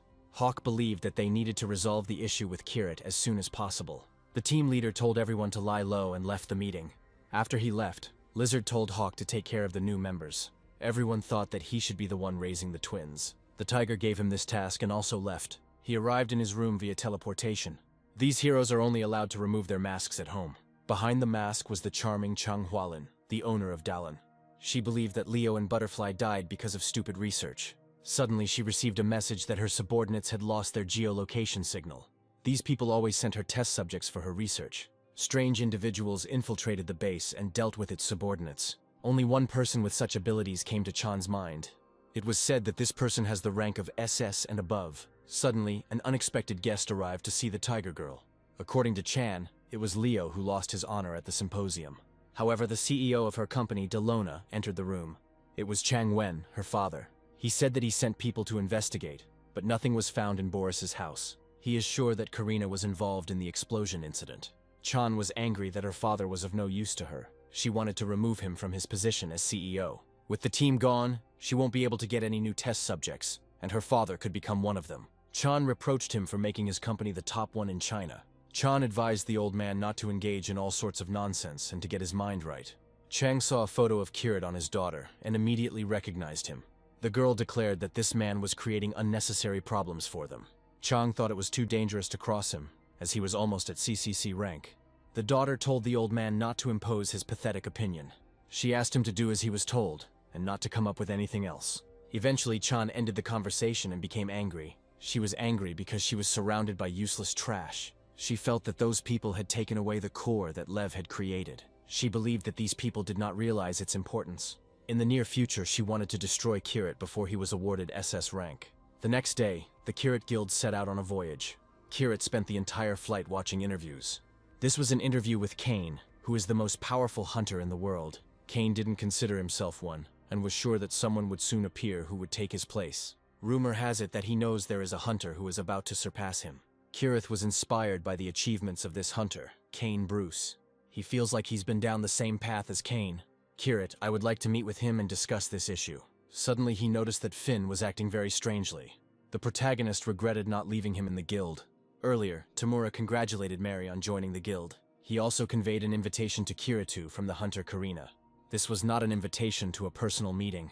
Looking at the tickets, Kirit realized that other hunters of this rank would be present. He was invited to a meeting to assess his potential as an 8th ranker. Tamura explained that the other rankers weren't particularly happy with Kirit. Kirit knew Karina's character very well. She wants him to demonstrate his power to them personally. The Kirit Guild is heading to Las Vegas. Kashida and Mary thought they were going there to have fun. Karina asked to take all the members with her. How Kirit would not regret it. He noticed that something was wrong with Finn. Finn explained that he was fine. He was just thinking. He once shared that he left his previous guild because of an incident. Kirit suggested that he go back to Japan. But Finn believes that he is simply obliged to accompany his master. Even though he says so, his facial expression remains the same. Kirit hopes that everything will go well. Soon the heroes arrived in Las Vegas. Kirita was met by cutie Karina, who started hugging him. Mary jealously asked her to move away from him. Karina reproached her for not being mature enough to speak like that. Kashida decided to intervene in the situation. However, almost immediately he received a punch in the face from Finn. Karina and Kirit arrived to the high-ranking hunters. The hero noticed that Kane Bruce was missing. The hunters must choose who will fight Kirith. Kim found the perfect place for this. The conversation was about the casino. Karina wanted to see a duel of forces among those present. Kim is able to see into the future for several seconds. This ability can be demonstrated through play. Kim wants to use her abilities openly and is not opposed to others doing the same. Kirit noted that this would be much more interesting. Whoever has the most chips will challenge Kiritani at the end. But this is quite a serious test, so everyone needs to make maximum efforts. Kim asked the heroes to use everything they could. Karina and Ivanov saw no point in challenging Kirit. The dealer began dealing cards. All participants need to place bets. Kim immediately went all in. He decided to do this because of his ability to foresee the future. In the game, heroes choose 2 cards, and the one whose number is closest to 21 wins. There is an unspoken rule that if you bet everything, you are sure of your victory. If this continues, Kim Yunu will win, not Kirit. By going all in, he only increased the psychological tension between these players. The winners of the round were Mr. Kim Yunwoo and Ms. Chen Baijin. It's time for Kiritu to use the new ability he received after defeating the boss Waylon. At that moment, he didn't even pay attention to her, thinking that she wouldn't be useful. The Eye of Wealth can see the flow of money. This time the hero has 19 points, so there shouldn't be any problems. The winners of this round were Mr. Kim Yonwoo and Mr. Kiritani. Thanks to this ability, Kim continues to win every round. but Eye of Wealth can rival it if other players don't use more powerful abilities. Kim reproached the ranker for cheating in such an obvious way. Ranker Jeff took the pass in this round. Chen Baijin followed his example. These two don't even try to win.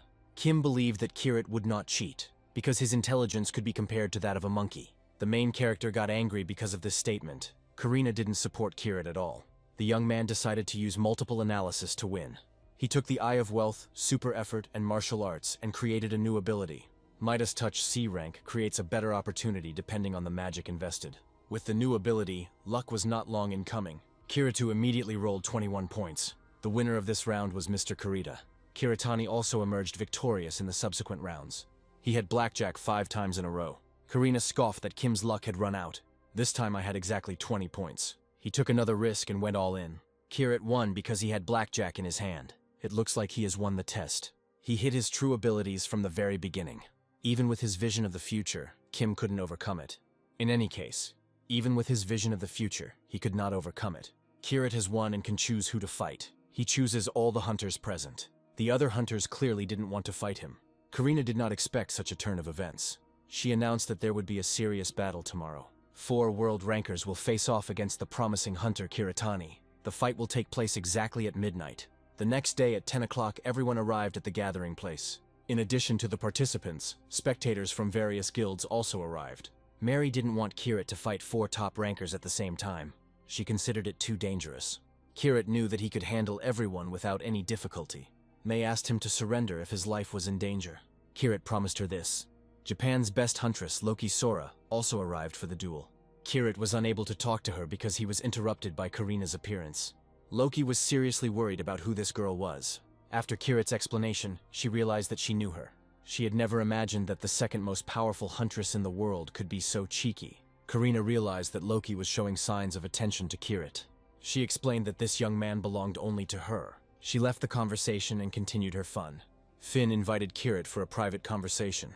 He wanted to discuss his past with him. Before he met Kirit, he worked for the American Gilded Bracelet Guild. On that fateful day, an important mission was planned. He was part of the first offensive group. Problems began when his magical core became unstable. The hospital refused to admit that what happened was due to instability of the magical core. Finn was at odds with the hunter who died. This hunter was the son of the guild leader. Everyone in the guild began to suspect Finn of deliberately taking the boy's life. Also present at this party are members of the Gilded Bracelet Guild. In fact, Finn didn't wish death on anyone. Kirith asked him what he thought of the Kirith Guild.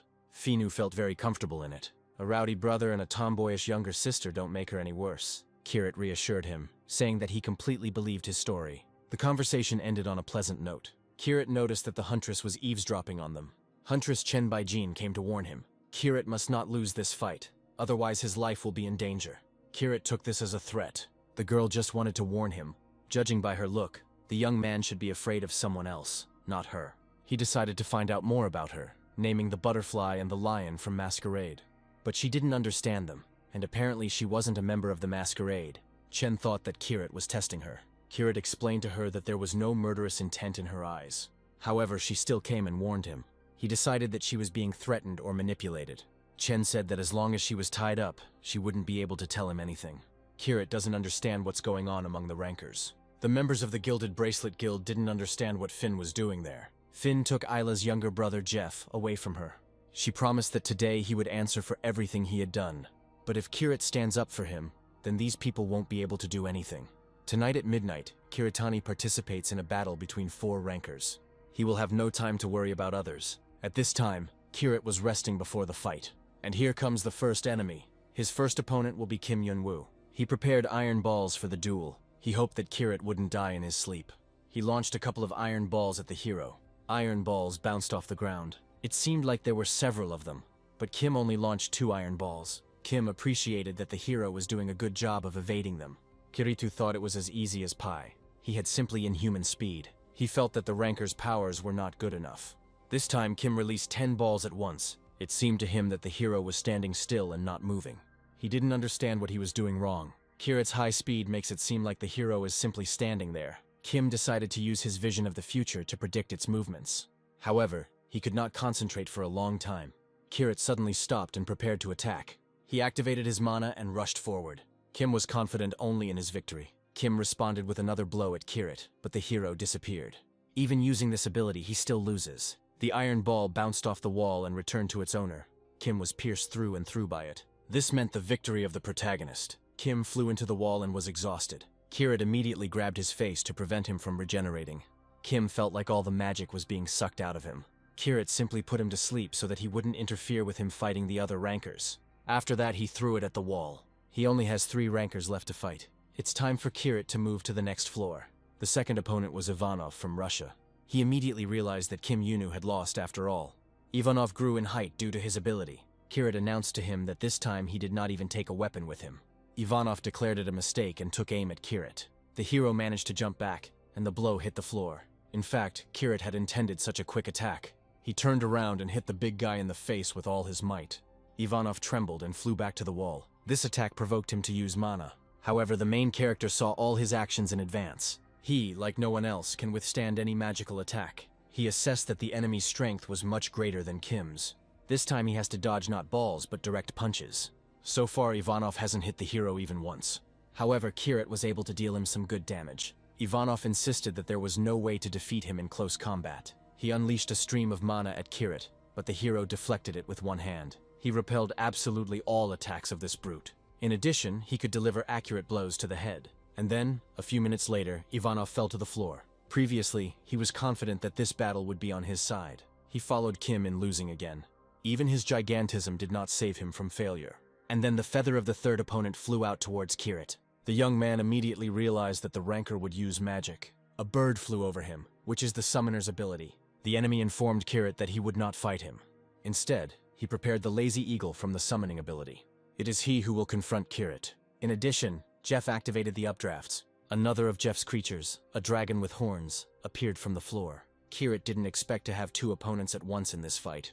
In fact, he expected something majestic. In the end, he saw a colossus that could not take a step without an order from its owner. The young man immediately climbed onto this summoned creature. He wasn't particularly intimidated by its size. The monster tried to grab Kirit, but he dodged it in time. He climbed on top of him and started hitting him. One of the monster's horns flew off to the side. Kirit caught it and returned it to its owner. The horn pierced the giant monster's body completely. After this, Kirit decided to use fire mana. He released a stream and cut the monster's throat. The monster's head immediately flew off, and the magical soul flew out of its body. Jeff was sad that his monster went down without a victory. Kirit suggested that Jeff continue the fight. The man decided to stop because he couldn't fight without summoning creatures. Before leaving, he gave Kirit one piece of practical advice. He asked Kirit to be careful in the fight against Chen Baijin. Kirit knows that the girl is the best hunter in China, skilled in long-range combat. Someone's arrow flew towards Kirit. He managed to catch her in time. Kirit didn't expect the third opponent to appear right during the showdown with the second.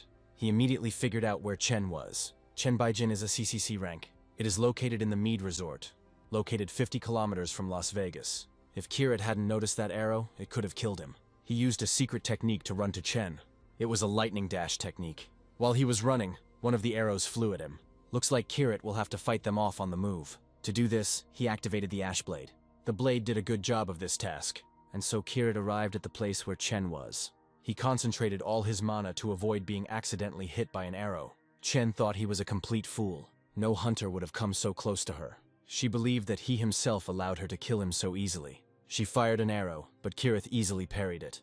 He ran to a distance to cut the arrow in half. The girl did not believe that this young man had such power. Kirit was a couple of meters away from Chen. Chen knew that her death was about to come. Kirit has met many good people in his life. He remembered that conversation with Chen, and that there was no killing intent in her eyes. That evening, the girl herself warned him about the danger. Therefore, the hero decided to save her life. He gave her a light blow. He'll have to return with a wounded Chen, and Karina certainly won't appreciate it. But Kirit believes that this will be more humane. He can't kill Chen in this game fight. Meanwhile, the Gilded Bracelet Guild surrounded Finn. The hero did not understand what these people wanted from him. Ayla declared that he couldn't erase his sins simply by changing guilds. She announced to the public that he was her brother's killer. The guild members seized the opportunity when Kirith was unable to come to Finn's aid. Everyone was ready to destroy the traitor right now. Finn realized that this had been planned in advance. Of all the people, only Ayla was damn mad at him.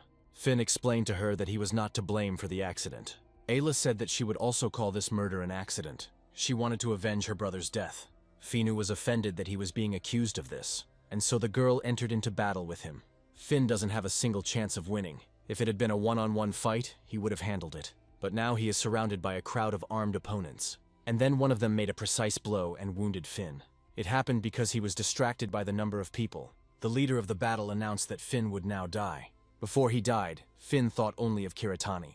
And then Mary rushed to his aid and fought off the attacker. She sent Finn a message from Kirit. Kirit conveyed to Finn that since joining the guild, his problems have become common ones. And so the attackers took out their pistols and pointed them towards Mary. The shooting started, and Mary definitely could not survive. She was just unlucky enough to be in a guild with an assassin. But suddenly Isla noticed that her attack had failed. 2 living silhouettes appeared from the cloud of dust. Kashida Shin joined the heroes. Isla ordered her subordinates to get rid of all 3. Mary had all her mana to counter them. She immediately released it at the attackers and caused serious damage. About 5 people were killed in the attack. Then Isla set her sights on Finn himself. Her subordinates did not want to leave him any chance of survival. Luckily, Kirit arrived at that moment. He saved his subordinate from the hands of villains. Finn was proud that Kirit had personally dealt with his ill-wishers. Isla didn't understand what Kirit was doing there during the fight with the rankers. Kirit said that his fights went by too quickly. The girl couldn't believe that he was the winner in all 4 fights. The main character was able to deal with all 4 rankers. Hunter Ivanov from Russia did not last even 2 minutes in the fight. Hunter Jeff surrendered himself. Chen made a completely stupid mistake. Isla couldn't understand how Kirit alone was able to deal with the world's strongest hunters. Karina appeared here and explained everything to her. She accused Ayla of attacking her guests with her guild. The guild can only address its grievances to the Hunters Association. Karina asked Kirit to leave, as she wanted to deal with Ayla's team herself. The hero realized that the past had returned to Karina. He knew her as Kusha, who always stands up for her people. After a few moments, Chen came to her senses. She didn't understand where she was, or why Kirit was standing next to her. She was handcuffed to the bed. She had clearly forgotten what had happened a few hours ago. Kirit quickly tried to restore her memory. He recalled how he felt sorry for her and gave her a light blow. He also accused her of contemplating killing him. Karina was angry at her friend for such an act. Chen didn't understand what was happening. Then Kirit explained that Chen did not want him dead. He knew that someone else was eager for this, and he began to interrogate Chen. Chen didn't want to go into details because she had already lost to Kirit. Kirit asked to tell her what was happening in exchange for saving her. He knew that someone was manipulating the girl. Karina kindly asked her friend to open up to them completely. The girl was afraid to tell what was bothering her. Kirit realized that her loved one was being held hostage. Then Chen silently lowered her eyes, and everyone understood everything. She was afraid to name this villain. All her actions showed that the hero was right. Actually, it all started 10 years ago. It all happened in the year when Chen awakened. But even new strength did not bring her happiness. After she woke up, her brother was lying in a hospital bed fighting for his life. Thanks to her work as a hunter, Chen covered all her medical bills. One day, the boss of Dalin's company bought out the entire hospital, taking her brother hostage. Karina knew that this influential company was run by Chang Wen. Chen explained to them that in reality, his daughter, Chang Hualin, was in charge of everything. Karina suggested that Chen contact the authorities of her country and ask for help. However, it is in the authorities' interest to pursue Dalin's case. That's why they refused and won't help Chen. The government is always looking for all possible ways to control only hunters. Chang is too influential a person, and Chen does not dare to go against her. Even belonging to the SSS rank won't save her. Kirit promised her that he would help get her brother out. The girl warned him that Brother Chun could not last outside the cereal cabinet. For this case, Kirit has his own method. He showed Chen his ability. He had a nerve pill that would dull any symptoms for a day. He has 30 of these pills, so there will be enough time for salvation. For now, Kirito was confused by the fact that he had not yet been officially declared a ranker. For the showdown, he was planning to fly to China, where ranker status was required. They need to deal with this situation as soon as possible. Karina decided to help Kirit and lent him her plane. The very next day, Kirito's company was flying over China. Karina personally delivered him to the right place. For now, Chen was doubtful of his help. She was sure that this plane had not received permission to land. At the same moment, the doors and hatches of the plane opened. The hero grabbed the girls and invited them to jump down. A second later, he made the jump without waiting for the girls' consent. In hostage rescue, speed is the most important factor. Now Chen must lead the team to the right place. First, Kirit will get the hunter's brother out, and then deal with the Dalin leaders. A couple of minutes later, they arrived as directed by Chen. Chen was not allowed to go forward without Ms. Chang, but the girl managed to find an excuse. The main character and Karina seemed suspicious to the security. Kirit didn't bother to figure it out and hit the guard in the face. Karina immediately activated the pistol. She explained to Chen that they had no time to chat with the guards, as speed was important. Upon entering the hospital, Chen quickly found Chun. She immediately gave him some pills to relieve the symptoms. Karina told Chen and her brother to run to the helicopter. She and Kirit can handle this on their own. The priority at the moment is to move the hostages to a safe place. Kirit must have miscalculated somewhere, as they were met by Chan's subordinates. For this occasion, the hero activated explosives from Mana. The group of thugs suddenly flew up to the ceiling.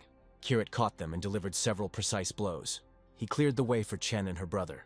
Karina asked the girl to be on the alert in case Chan appeared. Chen disappeared from the scene, and Kirit and Karina need to wait for all the villains. They went to the upper floors to find Chang Hualin's office. For the upcoming battle, Karina activated the shotgun. She fired this shotgun and broke through the ceiling. So the heroes quickly found themselves at the right room. They need to hurry before Chan takes action. They entered the room and saw complete devastation. Apparently, the girl still managed to escape. At the place of escape, Karina discovered a fracture. Boris used the same thing during the symposium. Karina decided to immediately invade the space of Chan, the Eve Rift. And so the heroes moved using the portal. Ahead of them, they saw a true national defense base. It was clear that Chan had invested a lot of money into this. Suddenly, cannons appeared from the walls, aimed at the heroes. From the highest tower came the greeting of Chang Hualin. Chang Hualin heard that Chen had confessed everything to the heroes. She reproached Kirit and Karina for being too stupid. They came here just the two of them. In this area, they are just bugs. Chan promised that they would leave this place, but dead. Kirit suggested to his friend that they fight shoulder to shoulder. In the past, the two of them had never lost a minor battle. Seeing their commotion, Chan activated the cannons. Karina immediately discovered a military railgun. She immediately rushed to repel all attacks. Thanks to her, Kirit was able to dodge and escape. Karina knew that this model had been discontinued in the USA. It was unclear where Chan got this expensive equipment from. These dangerous toys can easily destroy Kirit and Karina. So far, the main character has not activated any abilities. He decided to first deal with the traps, and then go on the offensive. Fire is everywhere, and so he activated the fire sword. This sword allowed him to destroy all dangerous toys. Chan asked him not to do this, as she had more than 1,000 of them in stock. It just didn't make sense to the protagonist, and so Chan opened fire from all installations at once. When the first shot was fired, Kirit disappeared in time. He increased the distance to activate the Ashen Blade. With its help, he skillfully repelled all the shells. The shells were the size of those fired from an infantry fighting vehicle. Despite his abilities, Kiritu was quite scared. Only Karina's support helped him. Karina was able to destroy the remaining missiles with her shots. Chan didn't think she would be visited by such experienced guests. Kirit sees no point in dragging out this fight. He asked Karina to cover for him. He himself went into close combat with Chan. Noticing this, Chan fired a new batch of her projectiles at him. Kirit told her that she was completely underestimating him. Karina specializes in firearms. She has some equally dangerous toys in stock, and even some more serious ones. And then Karina opened her deadly fire. This allowed Kirit to gain time and approach Chan. He declared his victory. After that, he asked the heroine of Masquerade to tell him everything about her team. In response to this, the girl released poisonous gas at him. At that very moment, the hero felt himself leaving that space. Perhaps this is all an illusion. And then he saw that very figure from the past. Elena from the past told Kirit that she was very glad to see him in this world. The hero asked her not to pretend to be another person. At the same time, he dealt her a serious blow to the face. The girl didn't understand why her beloved friend was beating her. Kirit accused her of being Chang Hualin. This girl will definitely regret taking this look. Karina also appeared in this space. The heroes suddenly heard pleas for help from Elena. Elena decided that someone had taken control of Kirit. Karina didn't understand that this was all an illusion. Kirit told her to take out her gun and start shooting. The illusion was immediately dispelled and Chan was wounded. Kirit announced to her that this time it was all over. He just wanted to kill her because she wouldn't tell him anything. Karina asked him to stop because she could extract the necessary information from her. To do this, Kirit tried to calm the girl down. Within a second, Chan was completely calm. In this state, she will be able to answer a maximum of 3 questions. It was important for Kirit to know what the purpose of the masquerade was. Masquerade wants to conquer everything with magic and superior skill. Chan added that one day a man appeared and saved them all. 10 of them left their homelands and ended up here. Karina clarified who exactly is a member of this organization. Immediately, Chan began to cry blood, and it was as if demons began to emerge from her. She tried to break her neck. It was important for Kiritu to know where they all came from. The girl whispered that they were born in the underworld. After these words, she died. Karina didn't expect that any restrictions would be placed on her body. Kirit couldn't believe that these people actually came from the underworld. Perhaps it was a kind of metaphor. Suddenly, Karina noticed danger. Above them, a crack in the sphere appeared. A dangerous overlord has appeared in the location. Once the heroes get out of here, he won't be a threat to them. But suddenly everyone noticed that the gates were closing. Karina and Kirit need to fix this urgently. Then Karina took out the mother of all bombs to escape. There was a powerful explosion, and the gate opened. The heroes need to leave this area as quickly as possible, and the monster will definitely not be able to keep up with them. A second later, Karina and Kirit were safe. The girl suggested returning to America. However, Kirit did not want to rush so quickly. He knew that this matter was not yet over. It was important for him to know the details about the masquerade. Suddenly he noticed that Karina's explosion had opened the hiding place. Most likely this was a hiding place of the Dallin Company. Everything from deals with other companies to the results of experiments on people is collected here. Besides this, there are all the channels for money laundering. The heroes were very lucky to find this cache. With evidence like this, the Dallin Company will be finished. Kirit finished important business and decided to go back. He was stopped by little Chan, who was grateful to him for saving him. Both Chen and Chun promised to be indebted to him for the rest of their lives. Kirit announced that Chen would definitely pay him back. He decided that this girl would become a member of his guild. She really didn't want this because she had to take care of her brother. Kirit showed her the pills and told her to join the guild. Chen is no longer dependent on Hualin, and is therefore a free hunter. She was afraid that China would not allow her to join the Japanese guild. If Chen joins the guild, the team will already have 2 rankers. In this case, the state will not dare to contact the Kirit team. And in general, at this time, China will be covering up its tracks of cooperation with Dallin. In turn, Kirit promises to protect Chun and give him a lot of pills. Chen nevertheless agreed to make this deal. Thus, Ranker Chen became a member of the Kirita Guild. That same evening, a military helicopter was flying over the Pacific Ocean. The pilot discovered an unidentified island. He flew closer to measure the magical power. The readings were off the charts, and it was clear that this was a dungeon.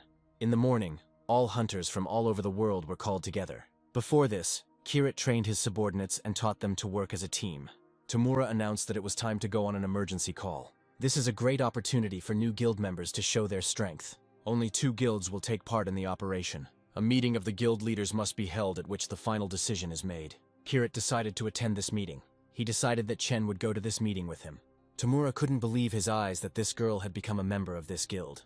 Kirit announced to everyone that from that day on, Chen was the deputy head of the guild. Meanwhile, Masquerade announced that Tiger was dead. Their team has already lost its 3rd member. First of all, they need to find someone to replace Dallin's boss. The deputy has already found a suitable candidate. It will be the bear. The bear asked not to monitor his actions unnecessarily. He believed that he would cope with all the responsibilities of a leader perfectly. No one present believed that he would be able to continue what he had started. The bear was rude to one of the leaders and immediately received a blow from the hawk. The man behind the white mask stopped this madness. He asked them to remain calm, since they had already lost 3 members. They don't need conflicts within the organization now. At all costs, they need to continue its development.